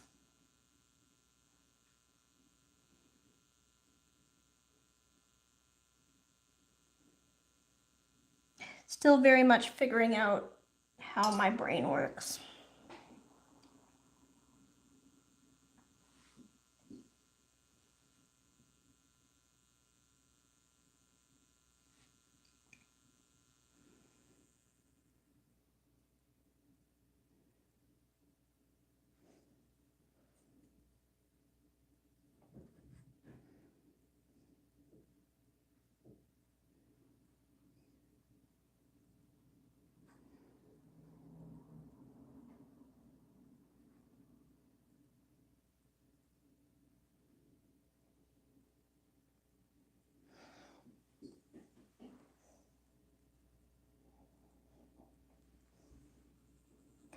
Looks great, Lee. Thank you.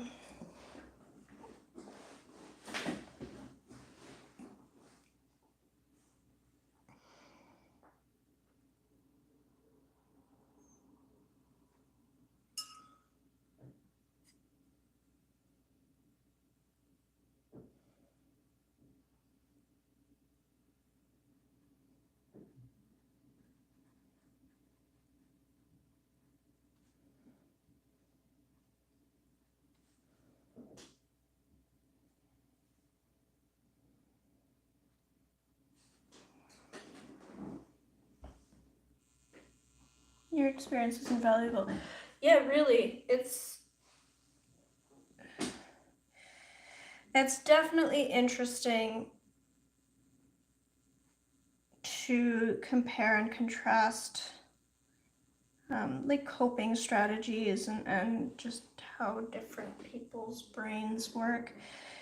Still really new to like trying to understand ADHD, something that like my diagnosis is very new, but I've also just, didn't really realize how many of the patterns in my life are just tied to that as well.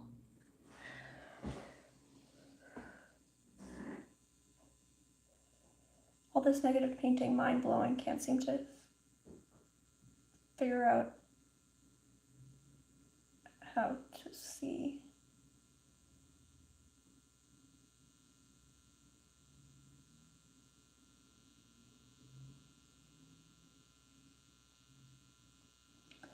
The negative shapes.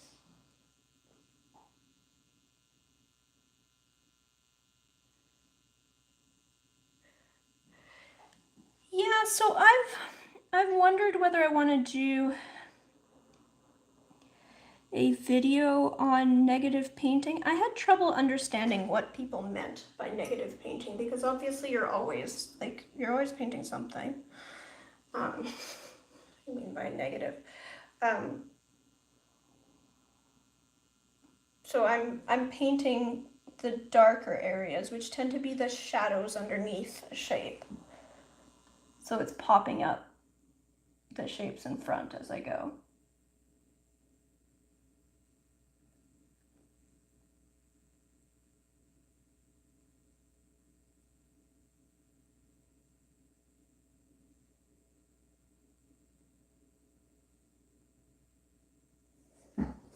Yeah, maybe I'll do a video on negative painting. It's weird, like this is, yeah.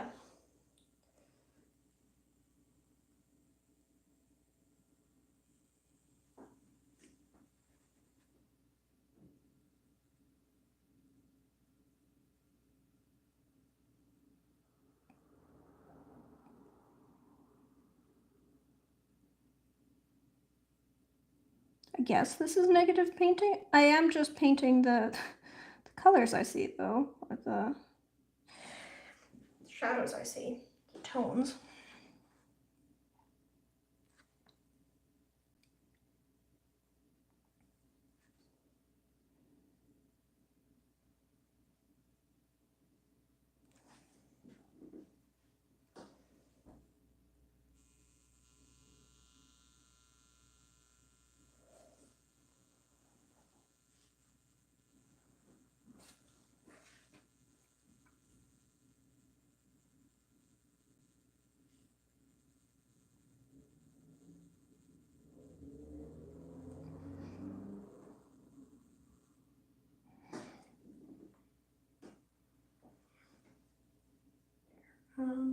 Let's bring this even a little closer. And there.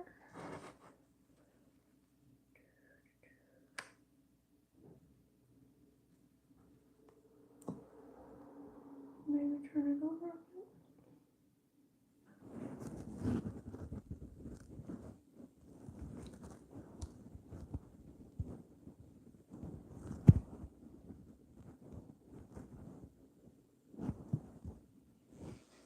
I wonder if it's something that comes naturally to you, like every artist seems to have at least one thing that they do on instinct that they didn't have to be told. Maybe.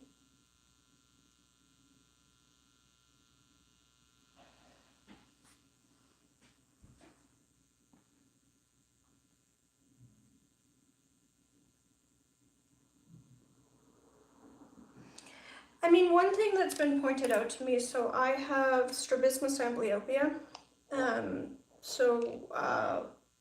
One of my eyes when I was born was a lot weaker than the other, and so they crossed.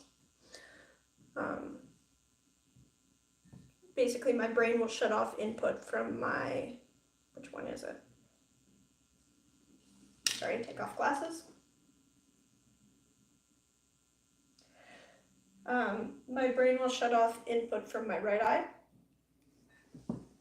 And gotcha. Yes.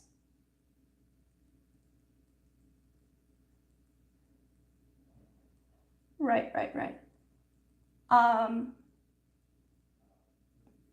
Sorry, so I do see the world differently. I don't have very good binocular depth perception because when my eyes disagree, my brain will tend to ignore input from the right eye, from the right eye.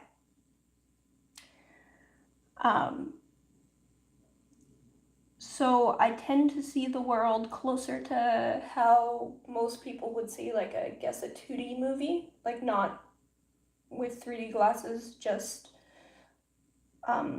flatter images. So I take other depth cues more than binocular depth perception, which means that there's less of a translation step from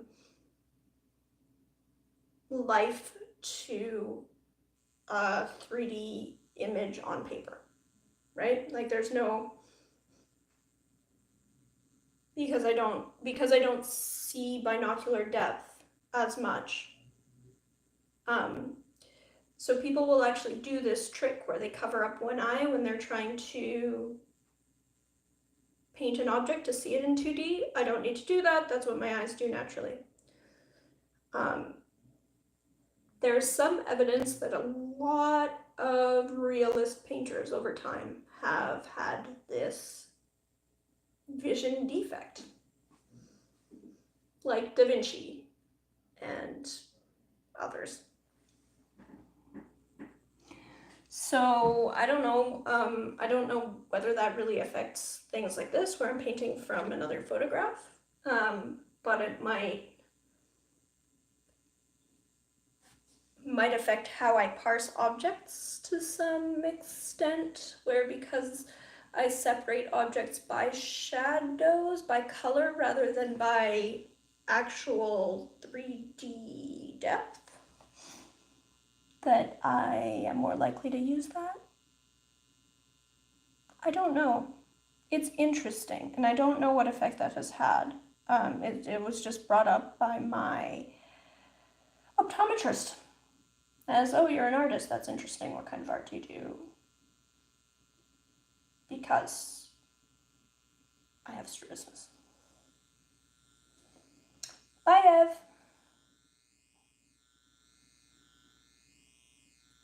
I'm actually gonna go make myself a hot drink.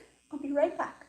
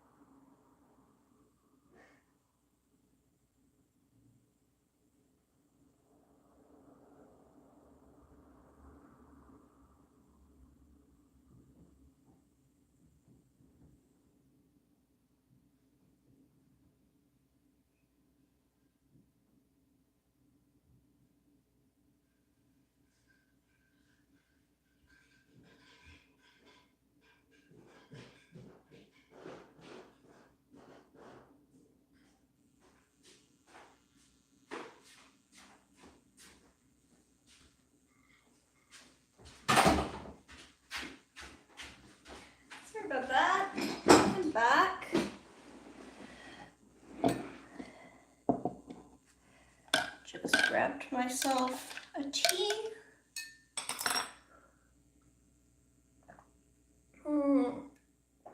Cardamom chai.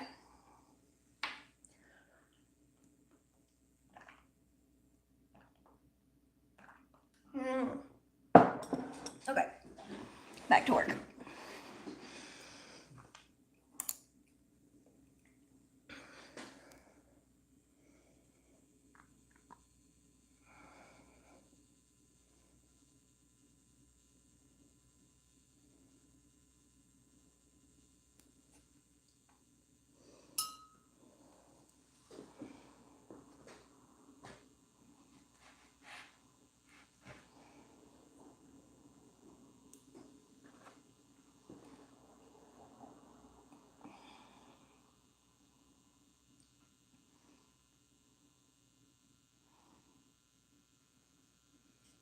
Okay, so I need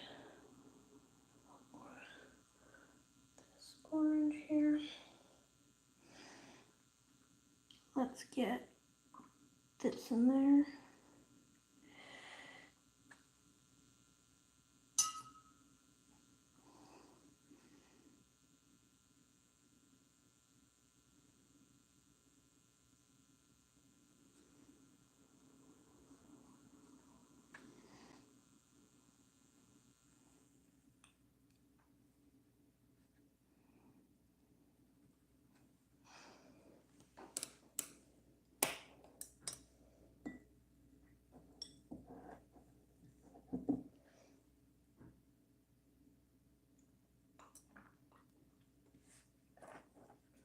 Thanks, Troy.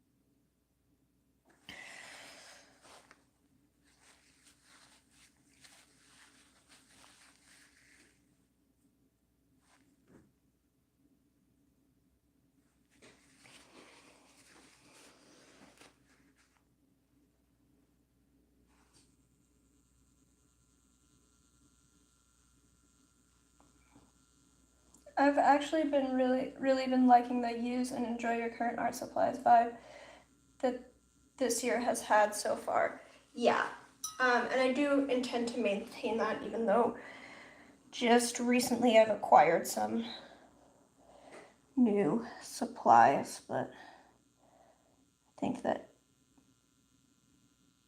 just paint with what you've got is a really valuable thing to just remember. So I've been trying to keep that in mind even when I do buy stuff. That said, when those sterling paints come out, oh boy.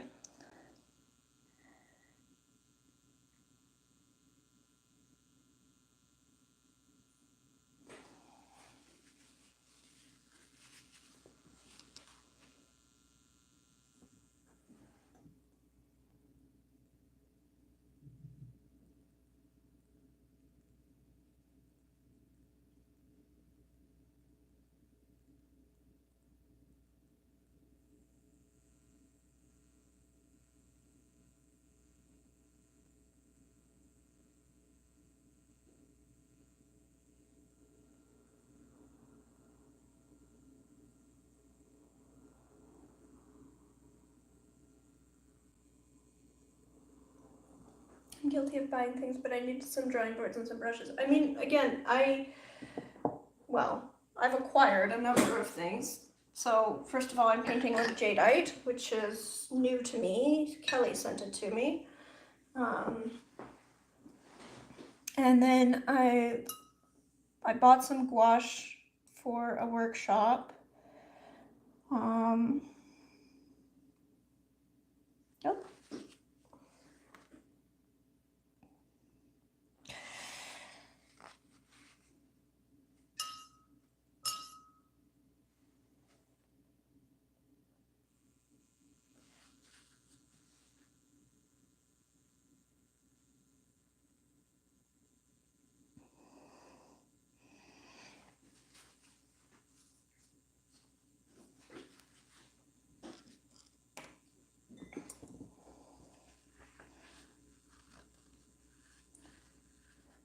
I resisted buying the new Schminke paints. Which new Schminke paints? The new Schminke carbon paints, which I bought, because I totally bought those.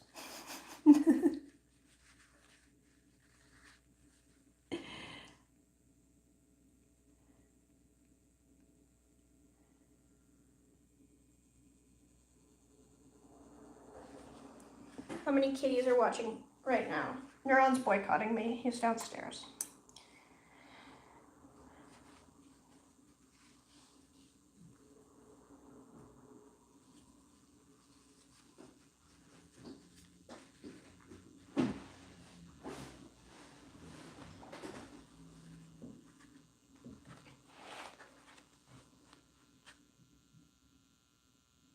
The granulating ones. Okay.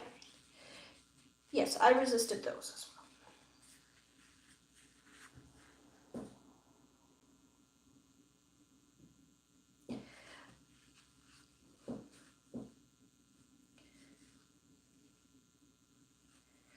I mean, I really cannot make a case for like any watercolors that I would need. Any watercolors. Like, I've already got so many watercolors, but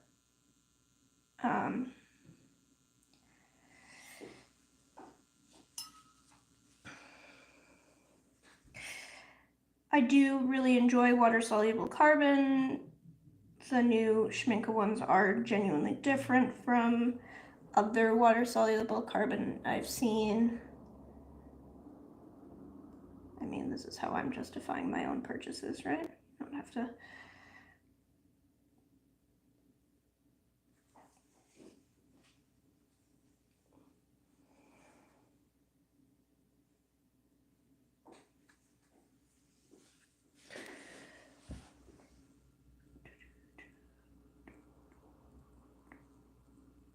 Wait, what carbon paints are you talking about? So Schminke just released a series of 3 carbon, water-soluble carbon colors. They're basically, they're PBK 8 watercolors, I guess. They're all carbon black, but they've got a peach pit, a cherry pit, and a grape. Or sorry, not pit, yeah. Peach, well, sorry, peach, a peach, a cherry, and a grape carbon black. So one of them's cool, one of them's warm, and one of them's neutral.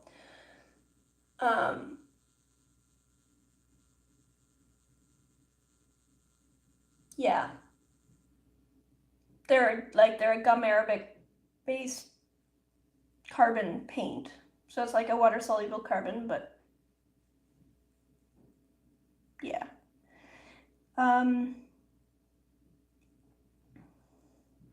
I was inspired by a previously live stream and mixed my water-soluble graphite with my watercolor this week and enjoyed it as an alternative to the new Schminke watercolor graphite. Yes. Have a nice weekend too, Renea.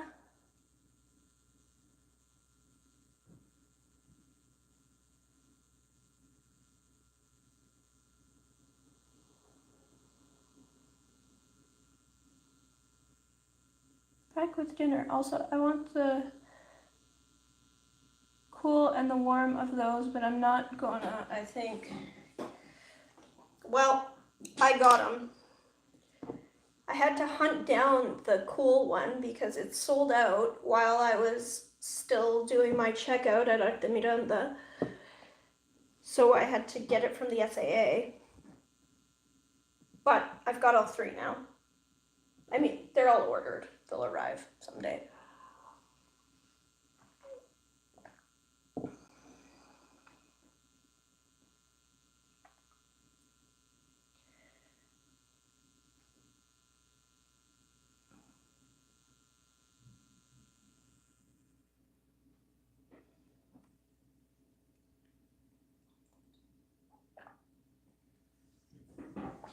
I also found a local source for the Derwent Graphitint like travel watercolor box thing, and very nearly bought that. And so far I've resisted, but you know, guys, if you wanna make my life difficult and make me declutter my house. So that's the other thing, is I'm kind of allowing myself to do this because every time I do, I go on a decluttering spree and get rid of a bunch of stuff. So, you know, my house is actually better for it.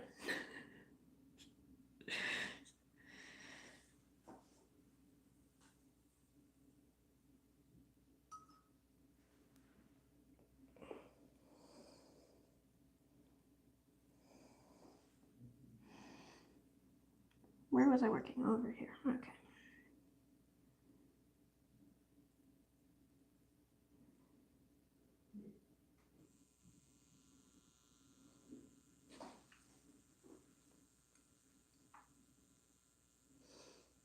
Liquid charcoal.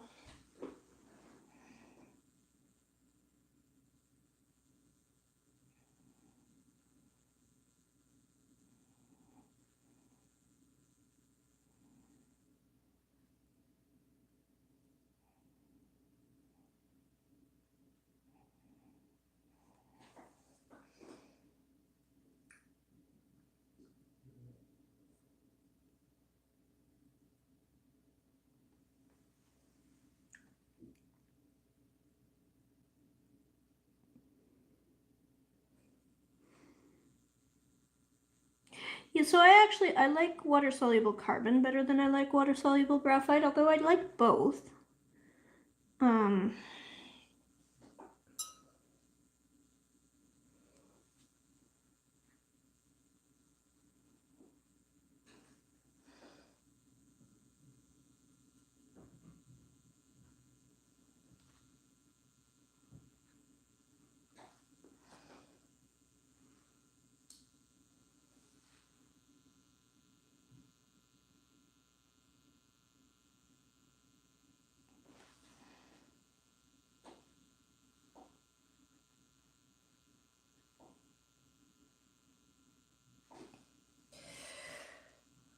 Then I'm going to, where's my little scrubber brush? Scrub out some highlights here.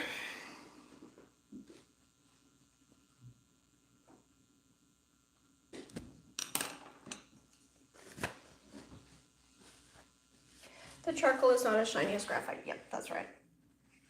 It's like a deeper, I don't know, it feels like a more satisfying black.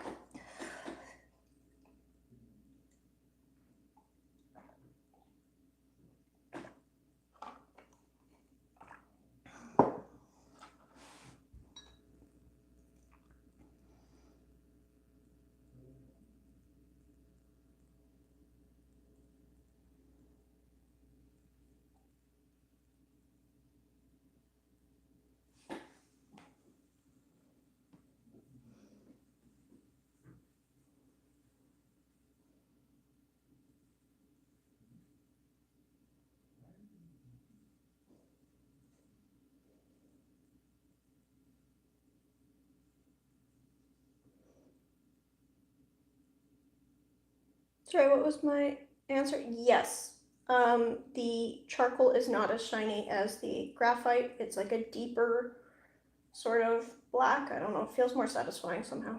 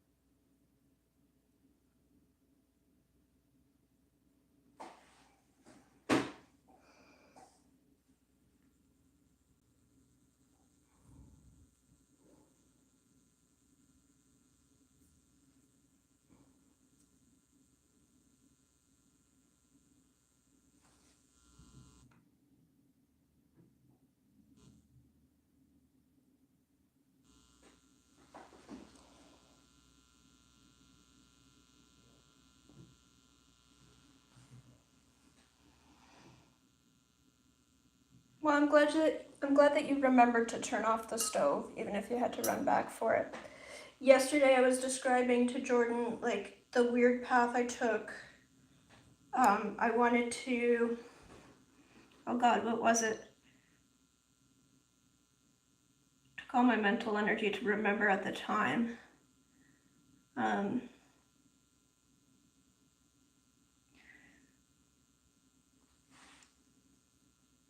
I was eating dinner and I have a big water bottle and I wanted to refill it.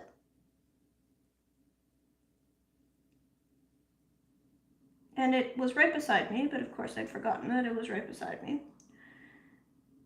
And I remembered that I also wanted to pick up, so because we have softened water, I have to, if I want drinking water, I have to refill it in the kitchen rather than upstairs. So walk into my studio because I remembered that I also wanted something. Why did I walk into my studio? I don't know. The point is I walked around my house like repeatedly. I told this whole story. There were like 8 things. And I ended up walking from my bedroom to my studio, back to the bedroom, back to the studio, halfway down the stairs, back up to the bedroom, back downstairs, and back upstairs, and still didn't have what I wanted because I kept on forgetting something in every room. Some days my brain doesn't work so good.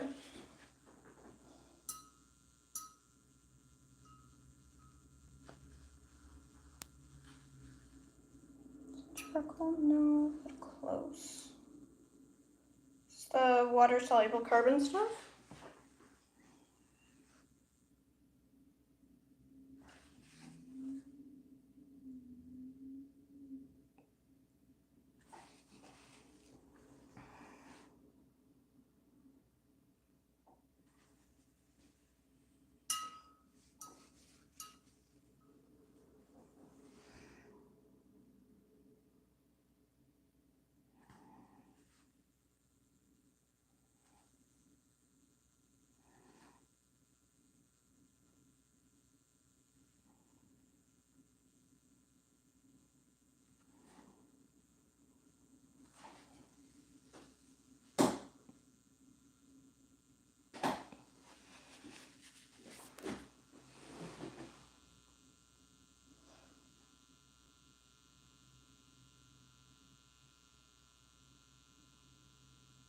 That effect you're painting for those ruffles is really interesting, where you mopped up some paint.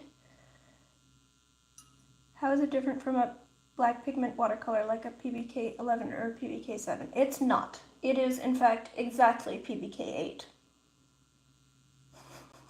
8. But it's 3 different kinds of PBK 8.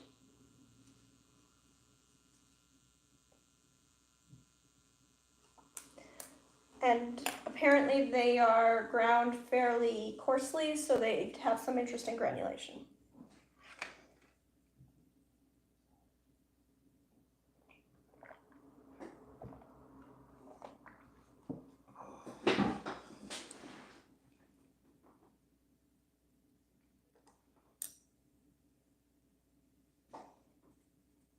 Okay, and now I'm going to take a scrubber brush and do some of this nonsense here.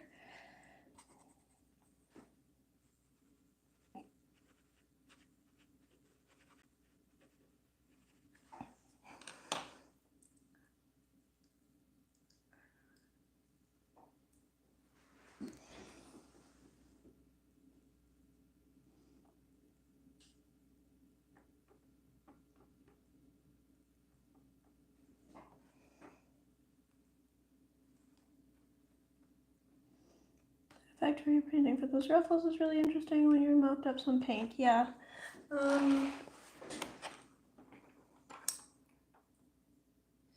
It's interesting when other people watch me paint because some of this doesn't feel like it's planned, really. It's just sort of like put down paint and then, oh, that's too much, and pick some up. I guess there is some planning in knowing what you're capable of in terms of picking paint back up, for example. But it's not the case that, you know, this is,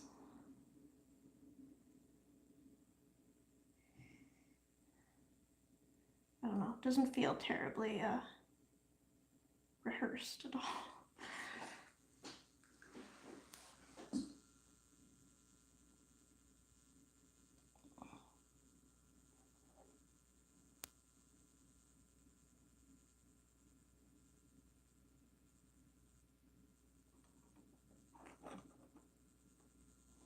It's pretty cool how the colors naturally lean differently according to the original source.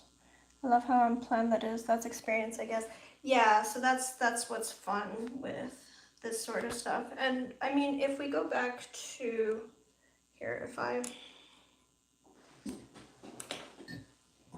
go look at the reference, this has sort of taken off, and there's a lot in this that isn't the same as the reference.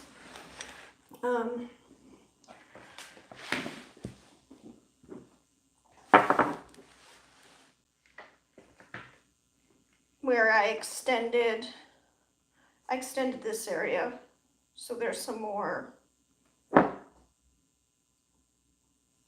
this comes up higher in here. The shapes in here are all a little different and compressed. Part of that was just playing with how the paint spread. Like, I don't just letting it be what it wants to be.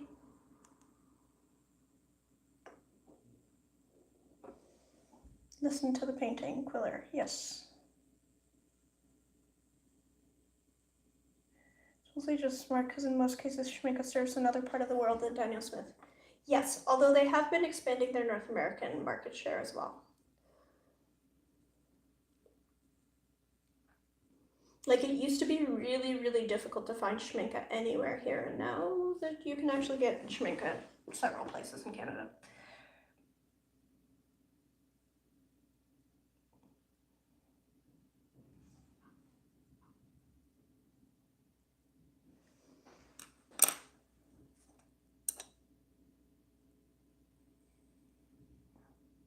Okay, back to work.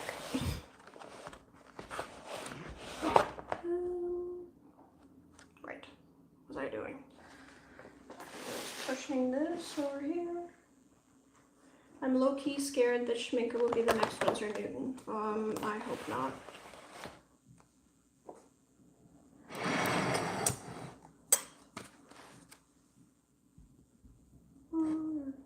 There we go.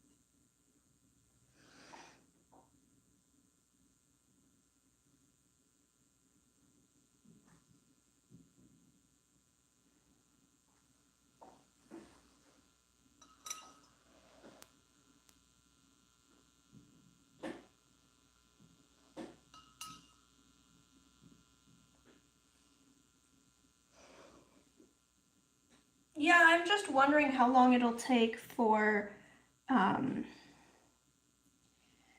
it seems to me like Winsor Newton can't coast on reputation forever, right? And they are going to start losing market share because with the rise of the internet, like, more people are aware that there are other paint brands. And so, like, art supply stores are introducing other brands. Customers are going to the art supply store and they're realizing that they have brands other than Winsor Newton they can try. Now with the pandemic, you know, everyone's shopping online anyway. Like, how long will Winsor Newton be able to coast on just market dominance?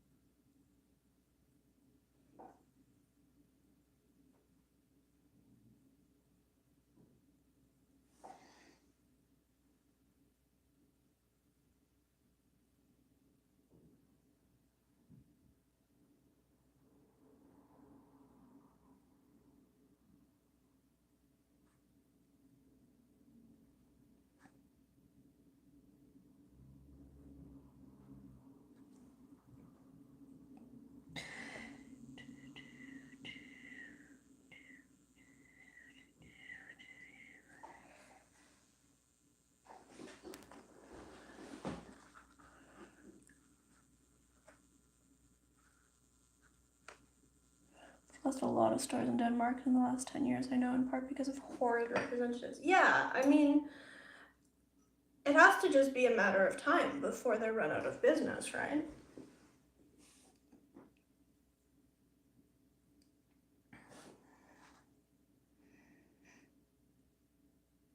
It just strikes me that it doesn't seem like they're reacting at all to that. They're just like, okay, yeah, we'll just keep selling the same things. We're the oldest, most famous company. Like, yeah, and for how long?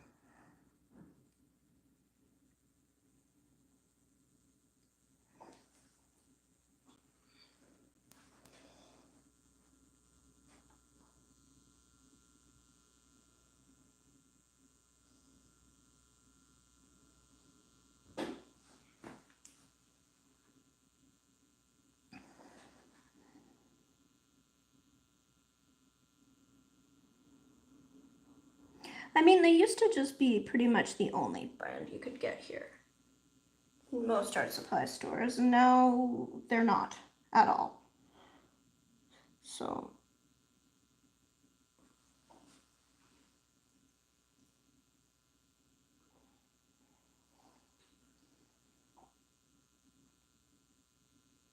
I don't know. I do wonder.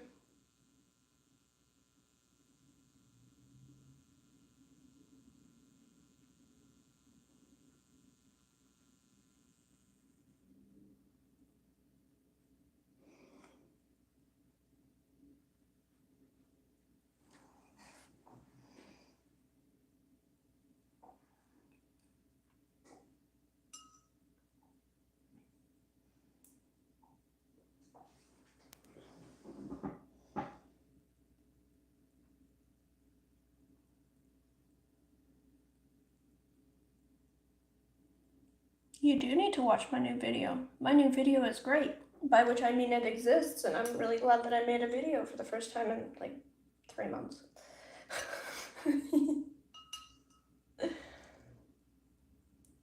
When I was researching watercolor for my first set, what I was hearing about Winsor Newton lost me there. Yeah. They were just too used to just dictate terms. I mean, I bought Winsor Newton as my first set because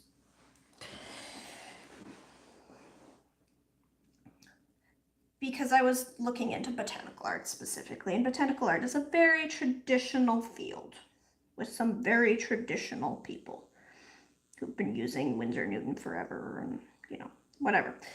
And that's fine, but basically as soon as I started researching pigments and alternatives, it became pretty clear pretty quickly that you know, that there are other things in the world. There is a world beyond Winsor Newton, and it just seems to me like they're making no effort to reach that. And I mean, it would be one thing if they were just, you know, they were coasting on market dominance, but they were also competitive on price. But in most of the world, they're not. In most of the world, there's other brands that are cheaper.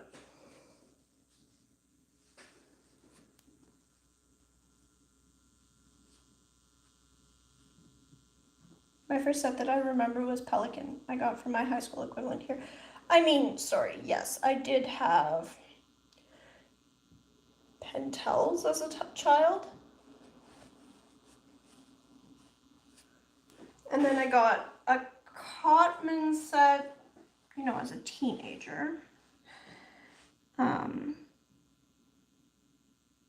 But my first, like, when I was going into botanical art after university, I decided I wanted to watercolor. Kind of dove right in and got myself a set of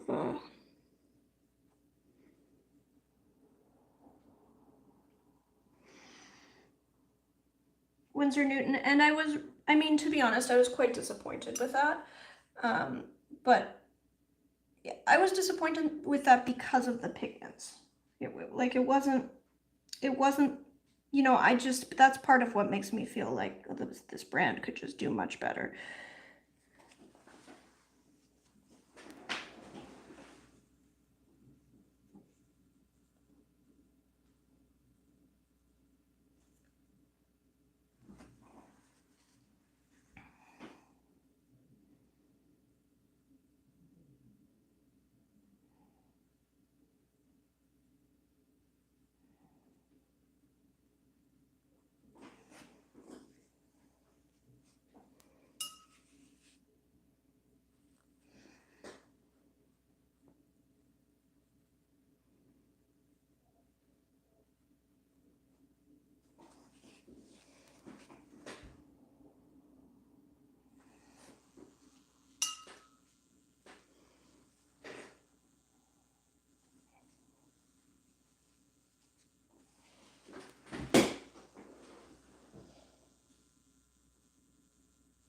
My few professional paints. As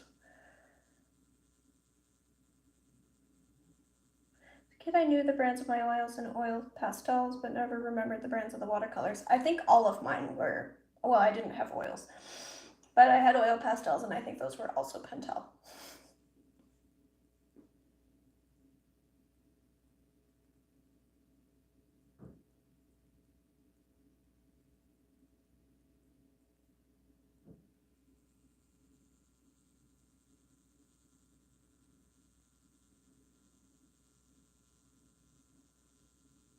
I think we need way less innovation in paints than we have. The pressure to come up with new things every year results in lots of gimmicks, limited edition, named mixes, signature series. That's interesting. I'm not sure how I feel about that. I'm going to run to the washroom and I'll be back with an answer.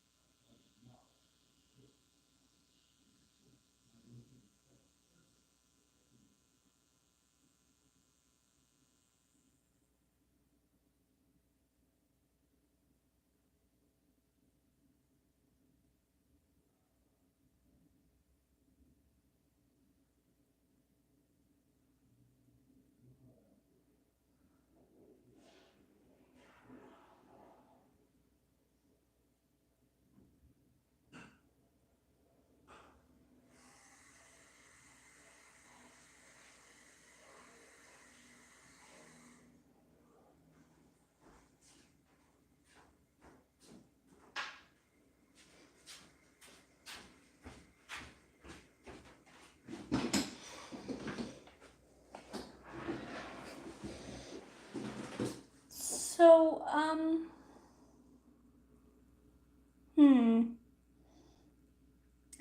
I agree on the limited editions and named mixes and signature series, etc., where that's just a money grubbing thing. On the other hand, I do really appreciate some innovation in terms of putting out like actual new pigments. Pigments get discontinued all the time and new introductions made, and I think of like all the quinacridones and how without them we wouldn't have a lot of bright warm colors and we'd be stuck with things like alizarin crimson that are very fugitive. So like I really appreciate that those things do make it to market. Now I do think that the same pressure is responsible for, like, why does a lot of the new Daniel Smith releases strike me as ridiculous? Like, yes, I know that you want to have 600 paints, but you don't have 600 pigments, so right now we have gray number 12.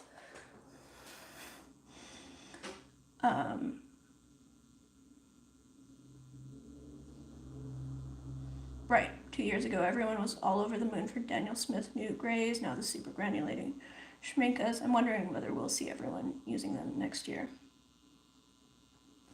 Right, I mean, there are some good gimmicks in the world. Yeah, I think it comes down to, like, what frustrates me is the same pigment being labeled like 12 different things. And a lot of the marketing where companies will you know market the same thing. There's only so many pigments in the world. So when they run out of real innovations, or even before they run out of real innovations, they're making up innovations that aren't actually innovative.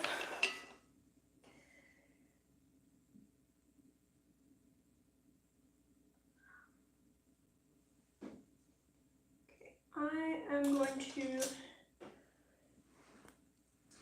paint in some teeny tiny little details with a teeny tiny little brush, my other chopstick.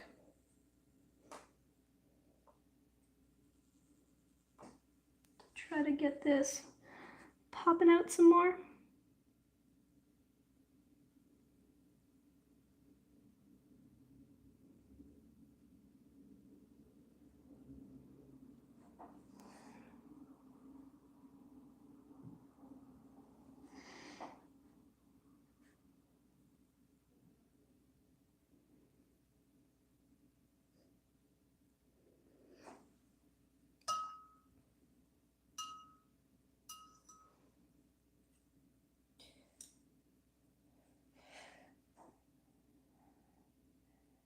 But I do like seeing change in the watercolor world, and you know, the opposite thing, where you'll see botanical artists who insist that no, it's totally fine to keep using aureolin and alizarin crimson. You know, we're gonna sell $multi-thousand pieces with this stuff, and it totally won't fade. Like, it will fade. There are alternatives, and I'm really glad that there are alternatives. So, you know, I do like seeing new paints come out that have different properties. I do kind of wish that there were more education about, you know, how are paints actually made and what makes, you know, what dictates the properties of paint and how do you, etc. Yeah. Obviously, companies aren't gonna be the ones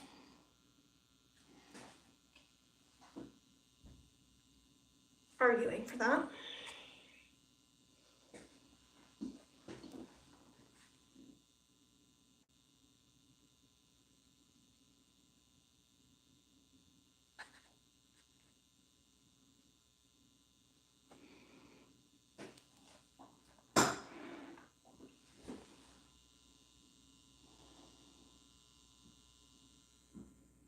I don't even mention the cheap knockoff brands on Amazon. That jelly gouache mine, yeah. It's looking great. Thank you. Thanks, Dan.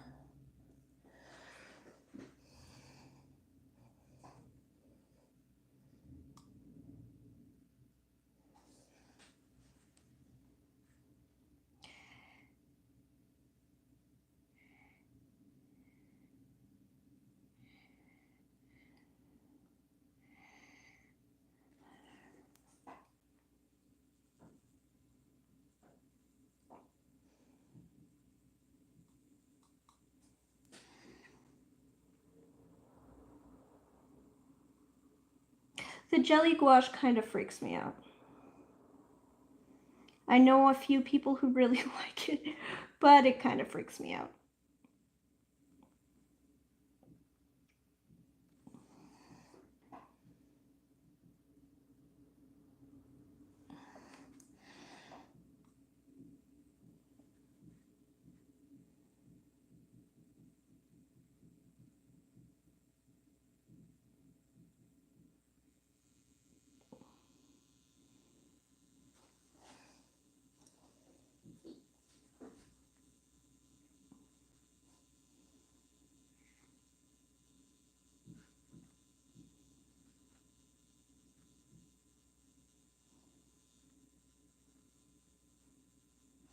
I've seen videos blaming Winsor Newton for having alizarin crimson in their offering at all. Not in the palettes, but actually selling it.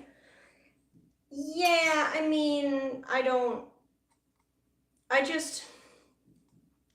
wish people knew the difference. I wish that were more taught to students. I wish there was just more awareness around how paints are made and what the trade-offs are. Alizarin crimson is beautiful, and if you are painting for reproduction, I mean, why not? Or if you're just painting in a sketchbook. I don't have a problem with alizarin crimson existing. I just, yeah. I'm just fussy.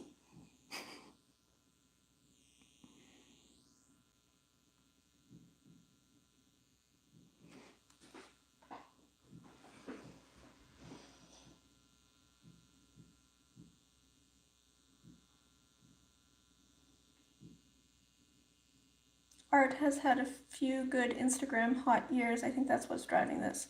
It'll cool off in a few years, I think.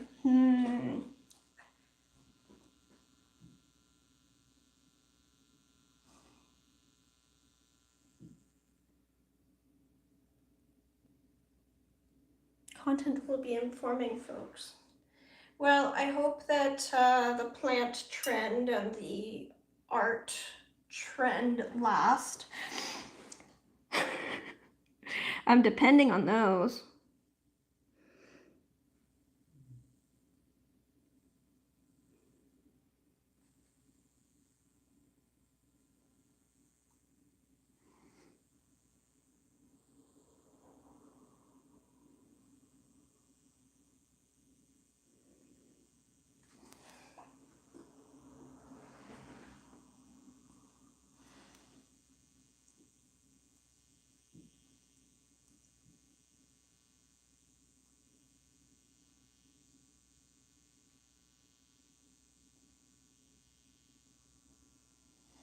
I'm also against the claim that not light fast colors can't be artist grade, because I believe it's the pigment load and quality that makes it artist, not the light fastness. I think as long as they're honest about what's in it and what the light fastness of it is, and not just light fastness but permanence, because some things will oxidize or otherwise fade that doesn't have anything to do with light.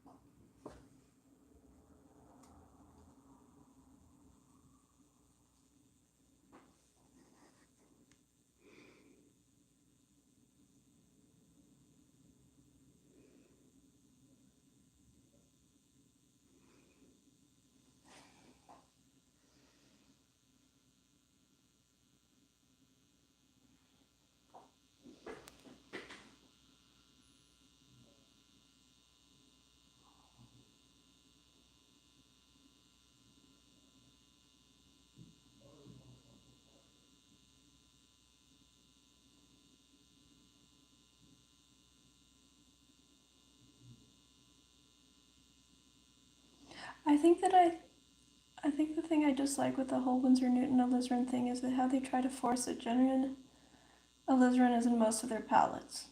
Yeah, I mean, I feel like they just need to update their anything ever.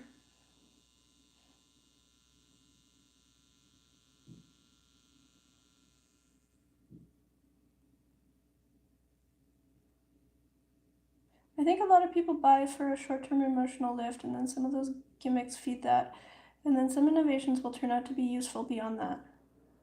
Stephen says, ban iron blue. Stephen, don't you dare. I love Prussian blue so much. Oh.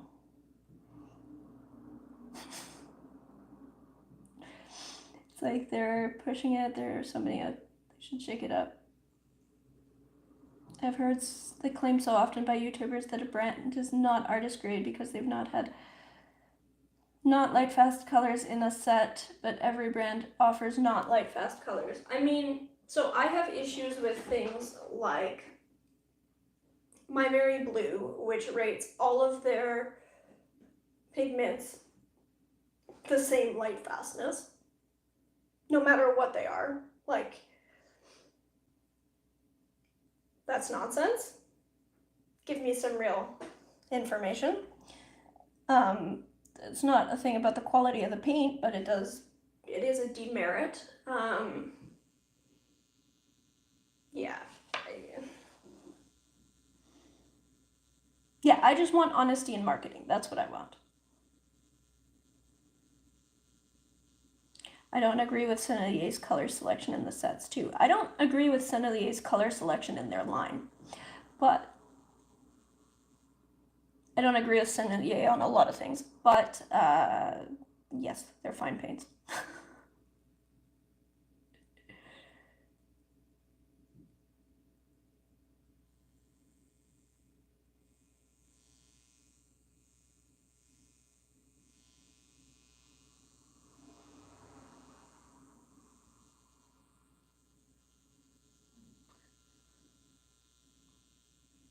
So excited for Lee's books because, oh, now it's plural books, huh?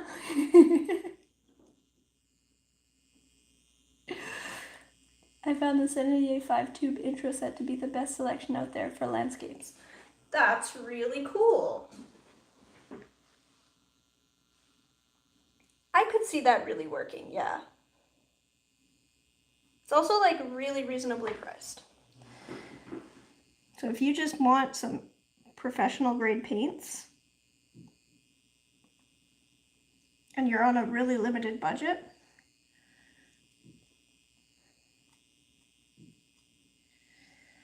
okay, I'm going to grab some more. I need some more pigment at the moment.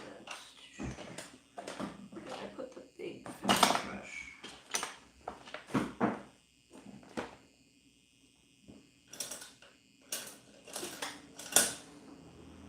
Hello?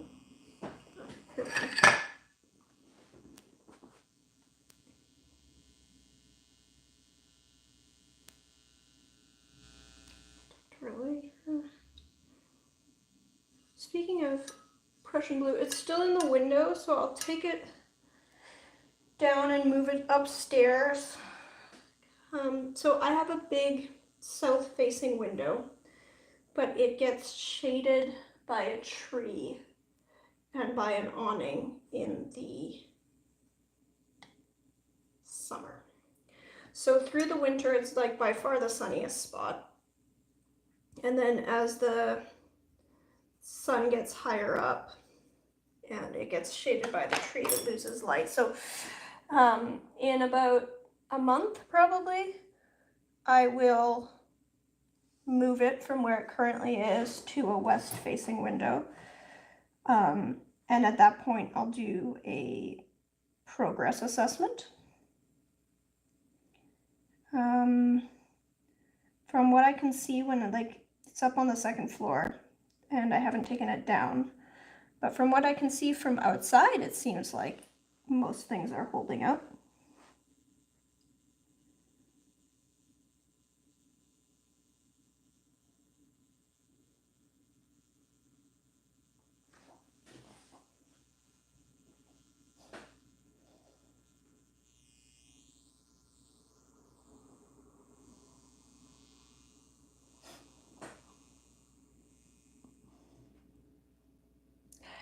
You're writing a book? Yeah, well, you see, I hired Joy as a manager, and I think that was her condition, was that she's going to schedule me to write a book.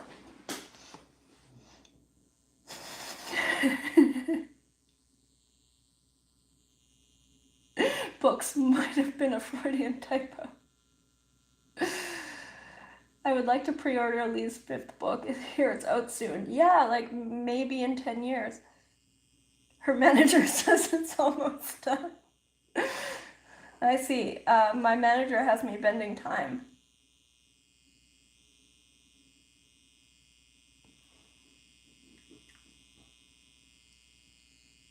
Not yet taking payment for that 5th book, but watch this space. I'd like to order a 5-book collection in a box. I'll make it a Patreon reward.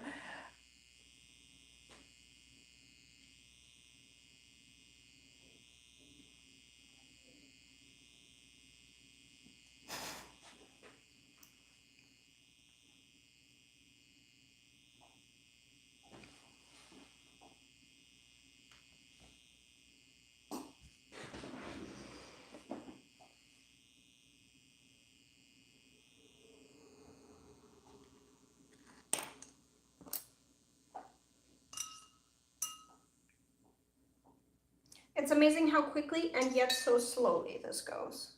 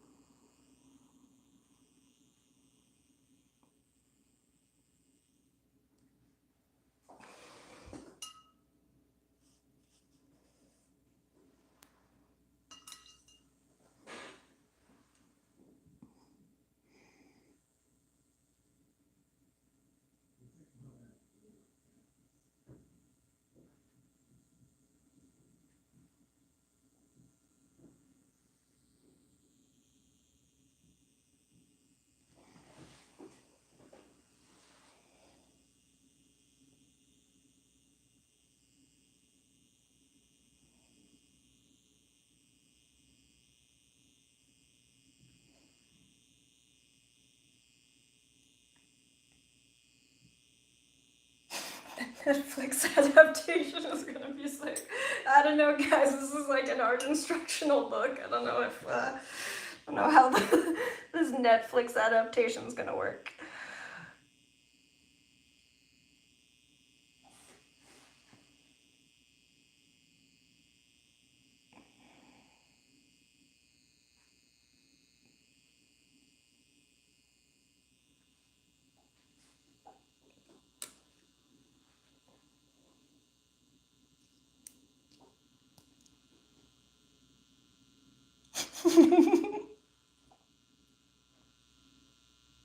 I wonder who they'll cast as Lichen in PY 150.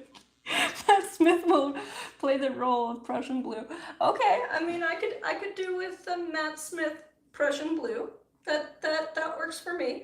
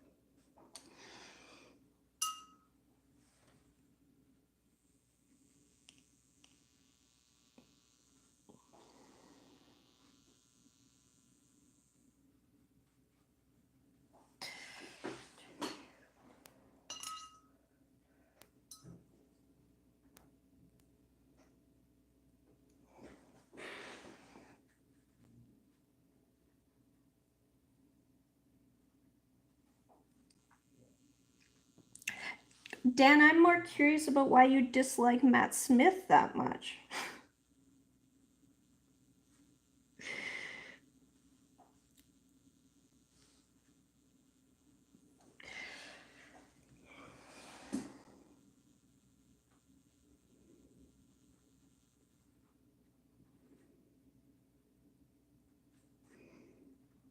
Or is this just a, like, Doctor Who, you didn't like the Matt Smith Doctor Who thing?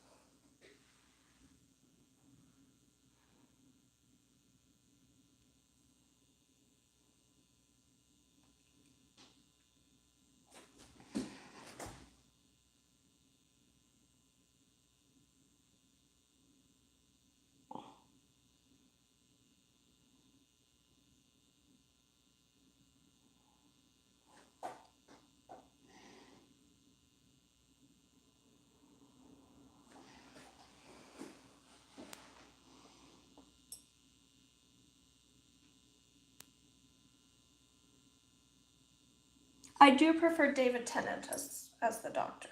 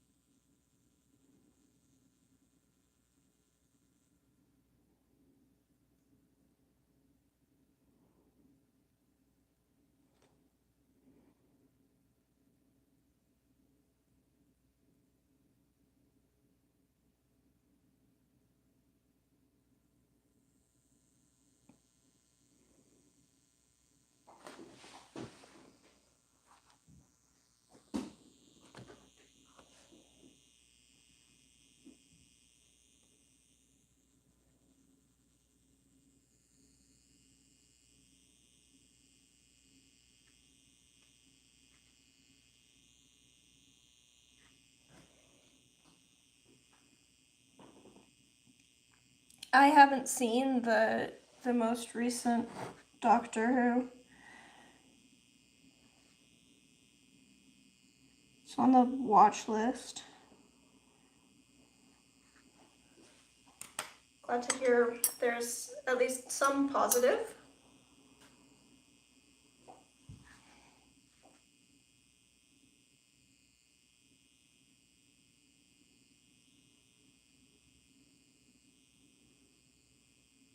But ye female Doctor.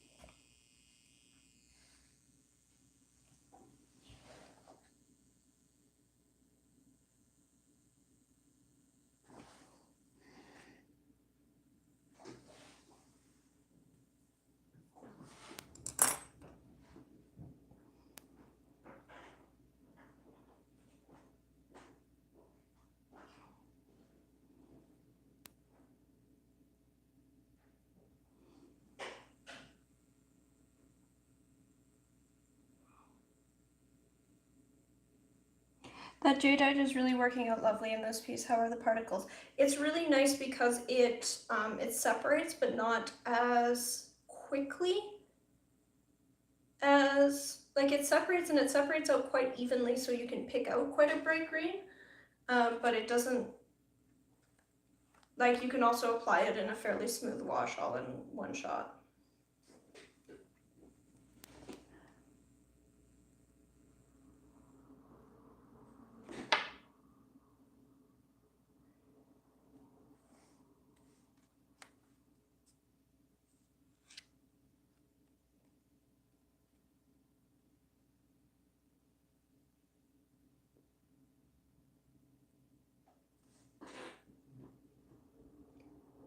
Jadeite or perylene green? I mean, I think in this palette I'm going to keep perylene green. I'm probably going to put jadeite somewhere else though. In a travel palette, I feel like I would prefer to have jadeite.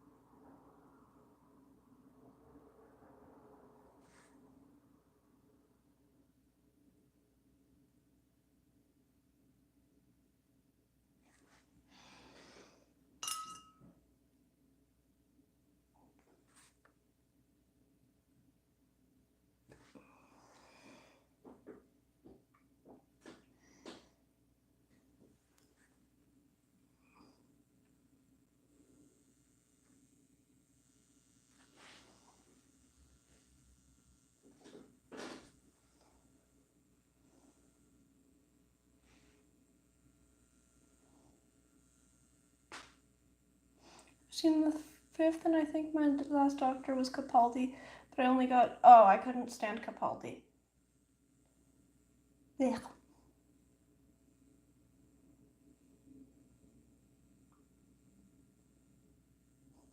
The age of Netflix, this is unacceptable. Yeah, I mean, Paolo, this is something you can easily fix.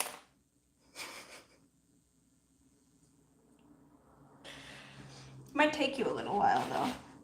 Very, very long running series, this.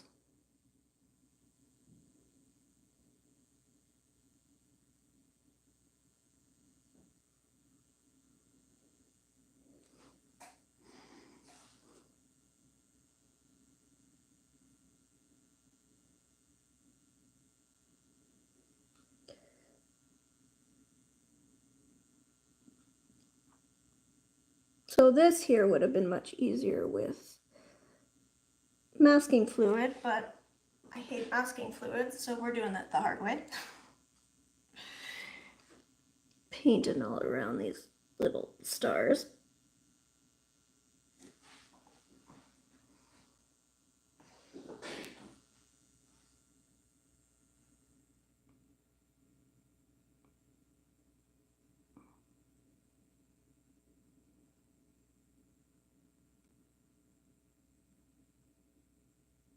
Don't have Netflix. I mean, there's also the internet.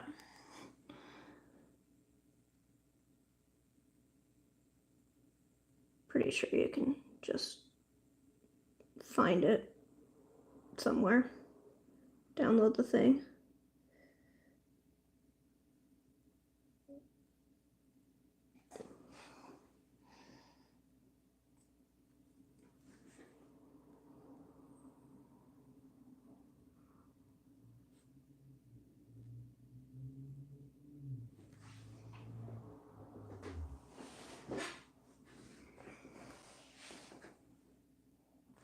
Well, this is finally coming together. It's only taken like 8 hours of live painting.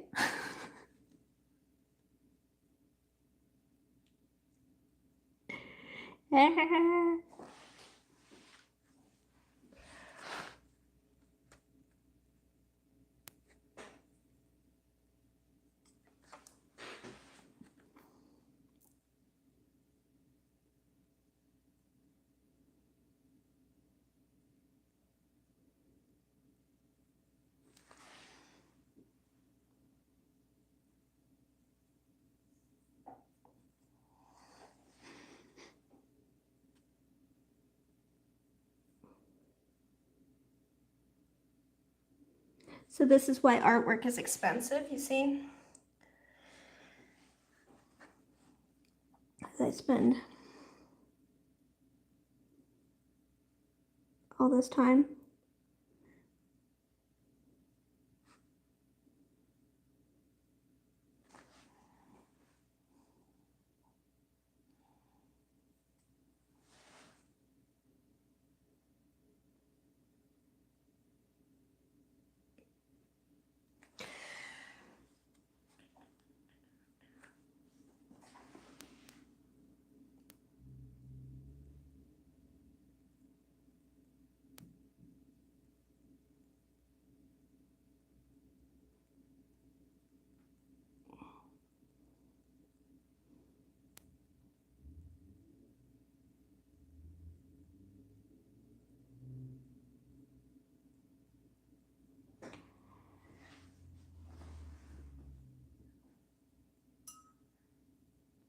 Oh no, I'm quite happy with this.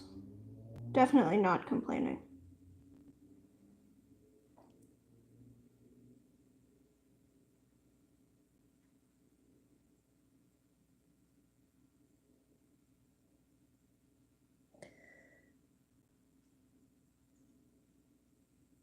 I just sometimes surprise myself. That's the not like poor time management skills, lack of prefrontal cortex, where when I started this I was like, oh yeah, totally, you know, I've already spent half my stream mixing colors, so I'll just start this now and that'll be fine. And then of course I get lost in it. And so now we've had 2 excessively long streams. And, you know, I'm getting somewhere with it.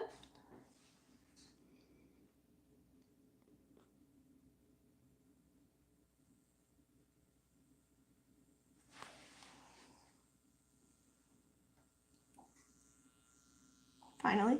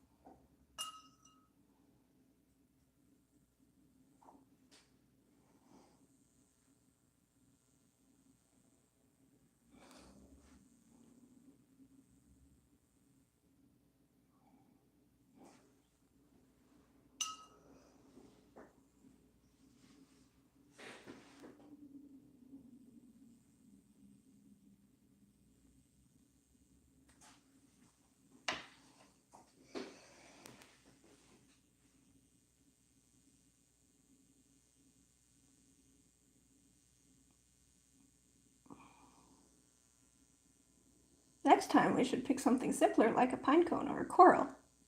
One of those really complex corals. Oh.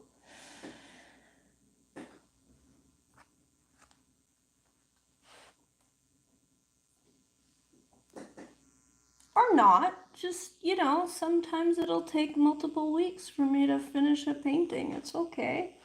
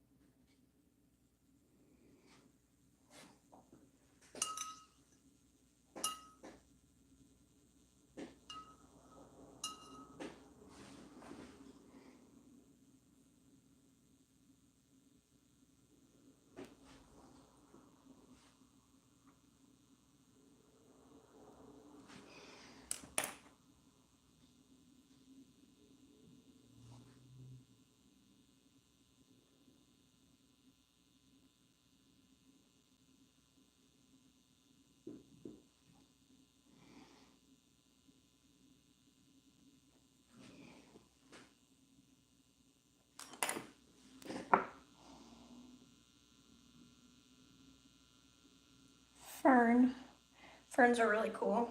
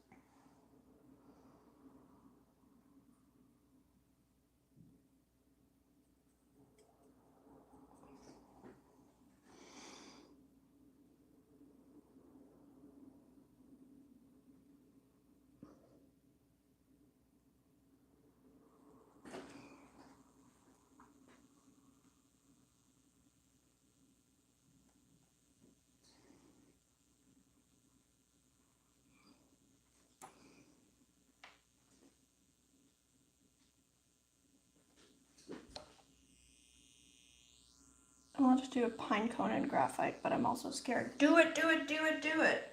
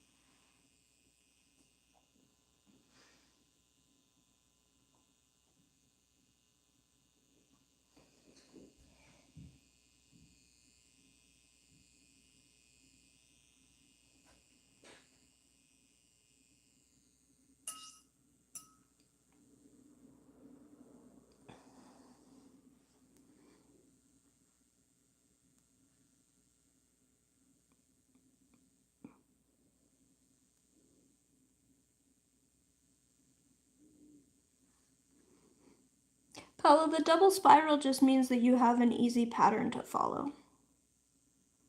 I do pine cones in my kids' classes when I teach kids, because you can figure out where the spiral lines are and draw yourself some guidelines about exactly where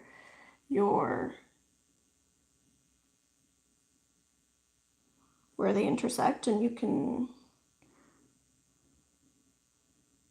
end up with something that looks really impressive. But you're following a pattern.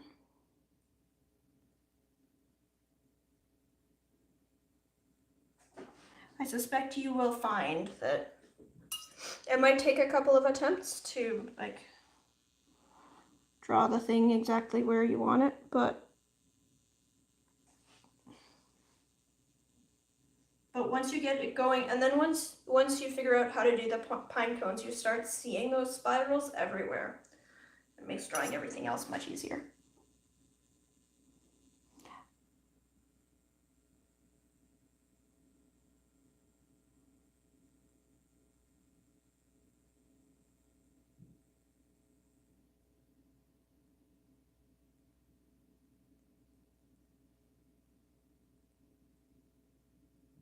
You get a watermelon.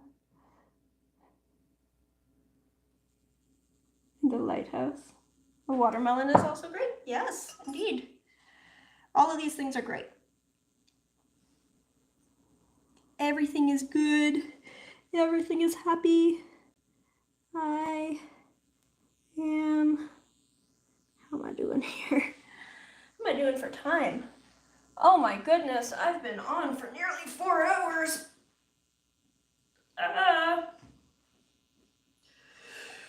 Whew. Wow.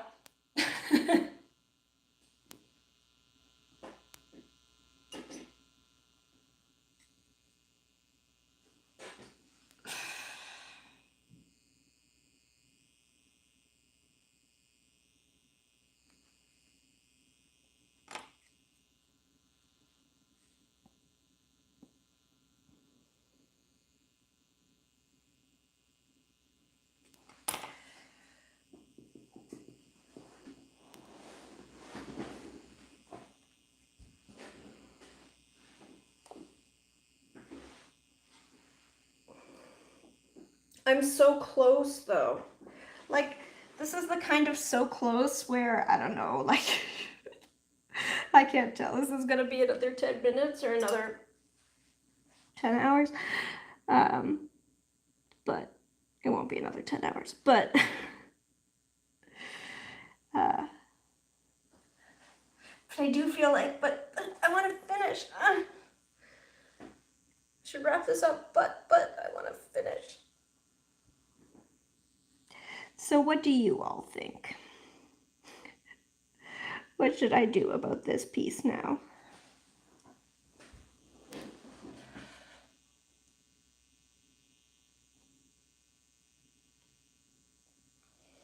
So what it needs, I still need to darken up some of these little bubble things and get some of this detail in.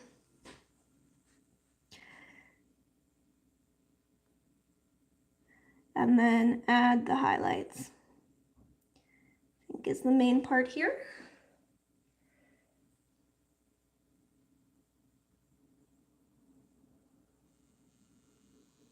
What's up?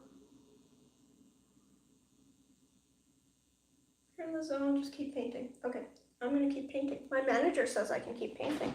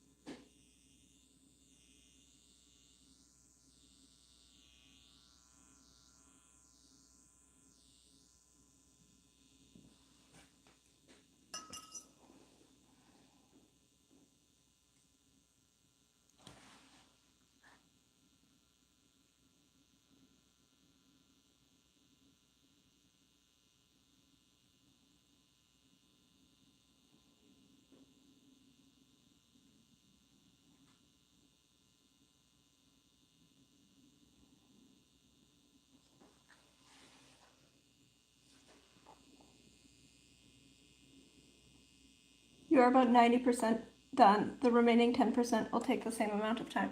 Right? Yeah. That is the downside to these things.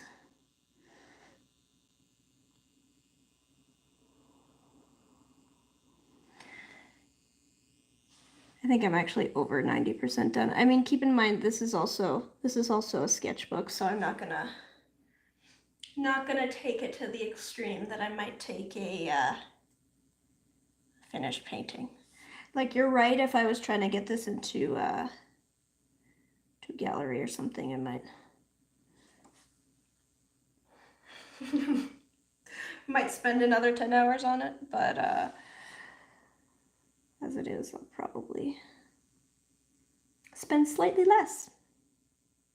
Slightly.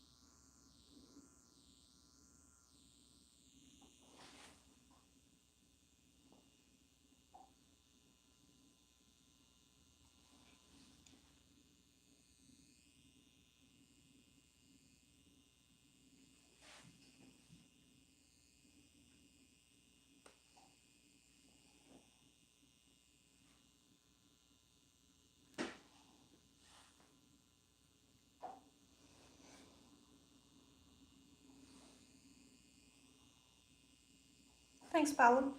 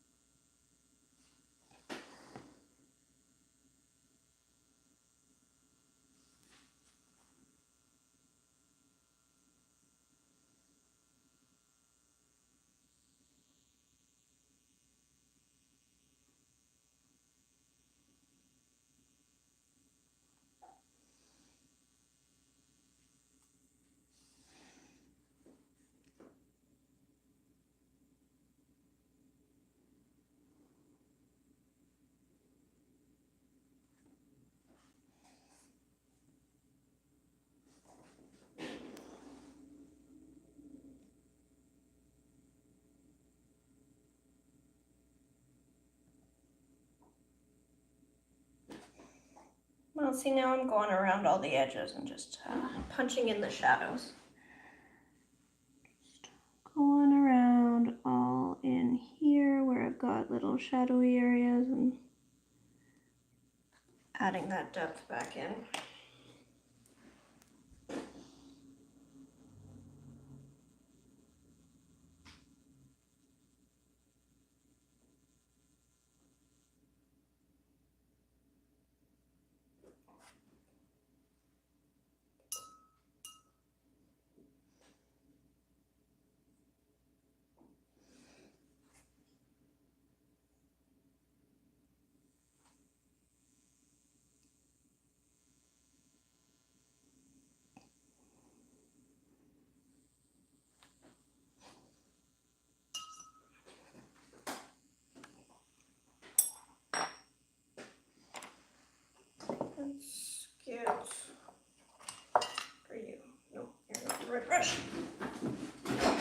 I dropped it.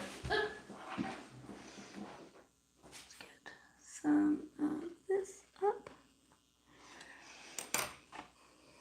And some of that in.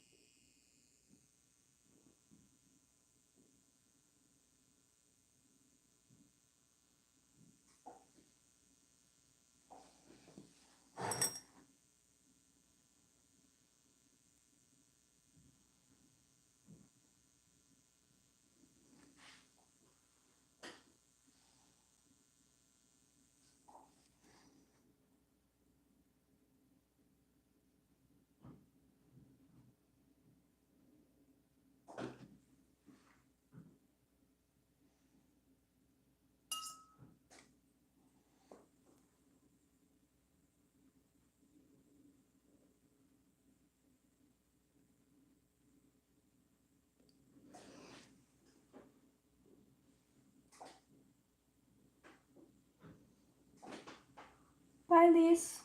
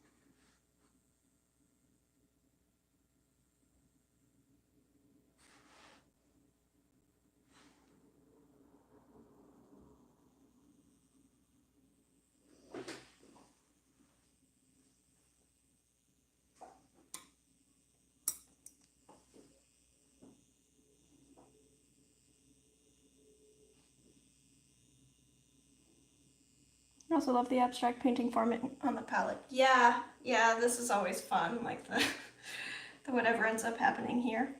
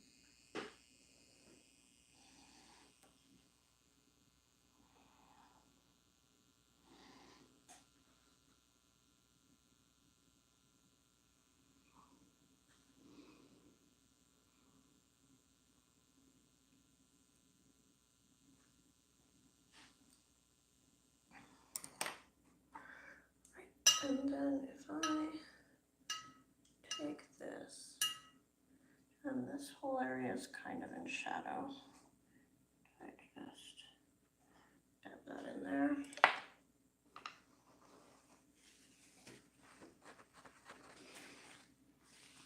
Yeah, it's a little much. Soften that up.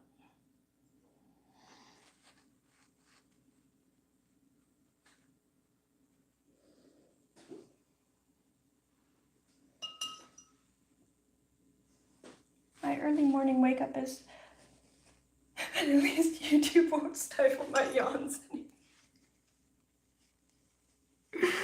Well, I am, I think, reaching a natural breaking point pretty soon. I think I might need to wait for this to like completely and fully dry before I put the highlights on. But I am gonna take off the tape now, and then I think I'm going. So the tape changes the perception of what this will look like.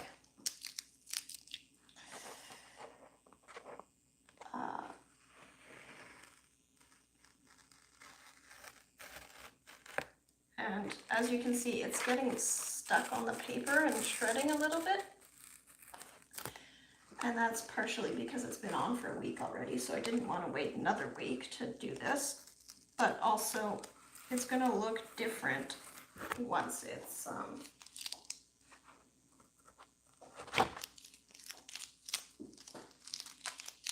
once this bright tape is off. And then that'll let me know if there's like, what I still need to do in here. But I'm just going to leave this now. So I think this is, yeah.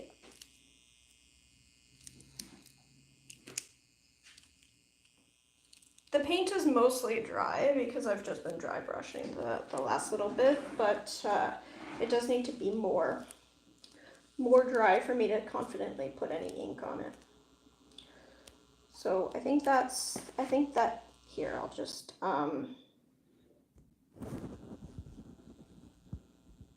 give you all a close-up.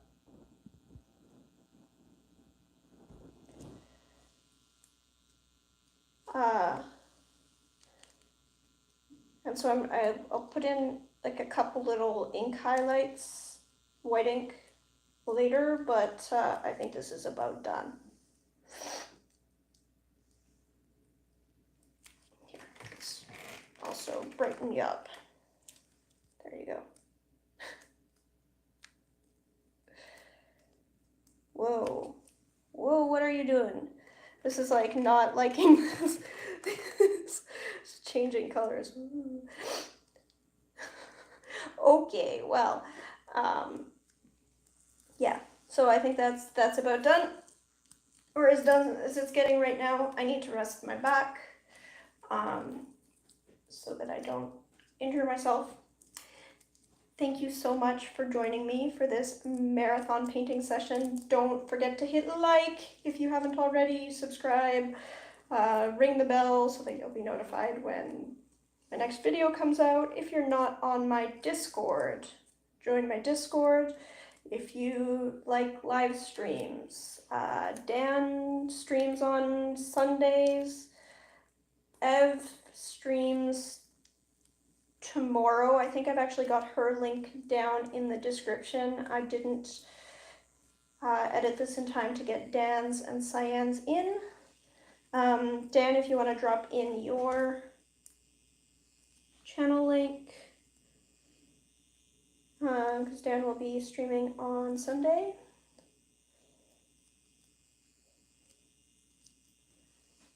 Bye everyone.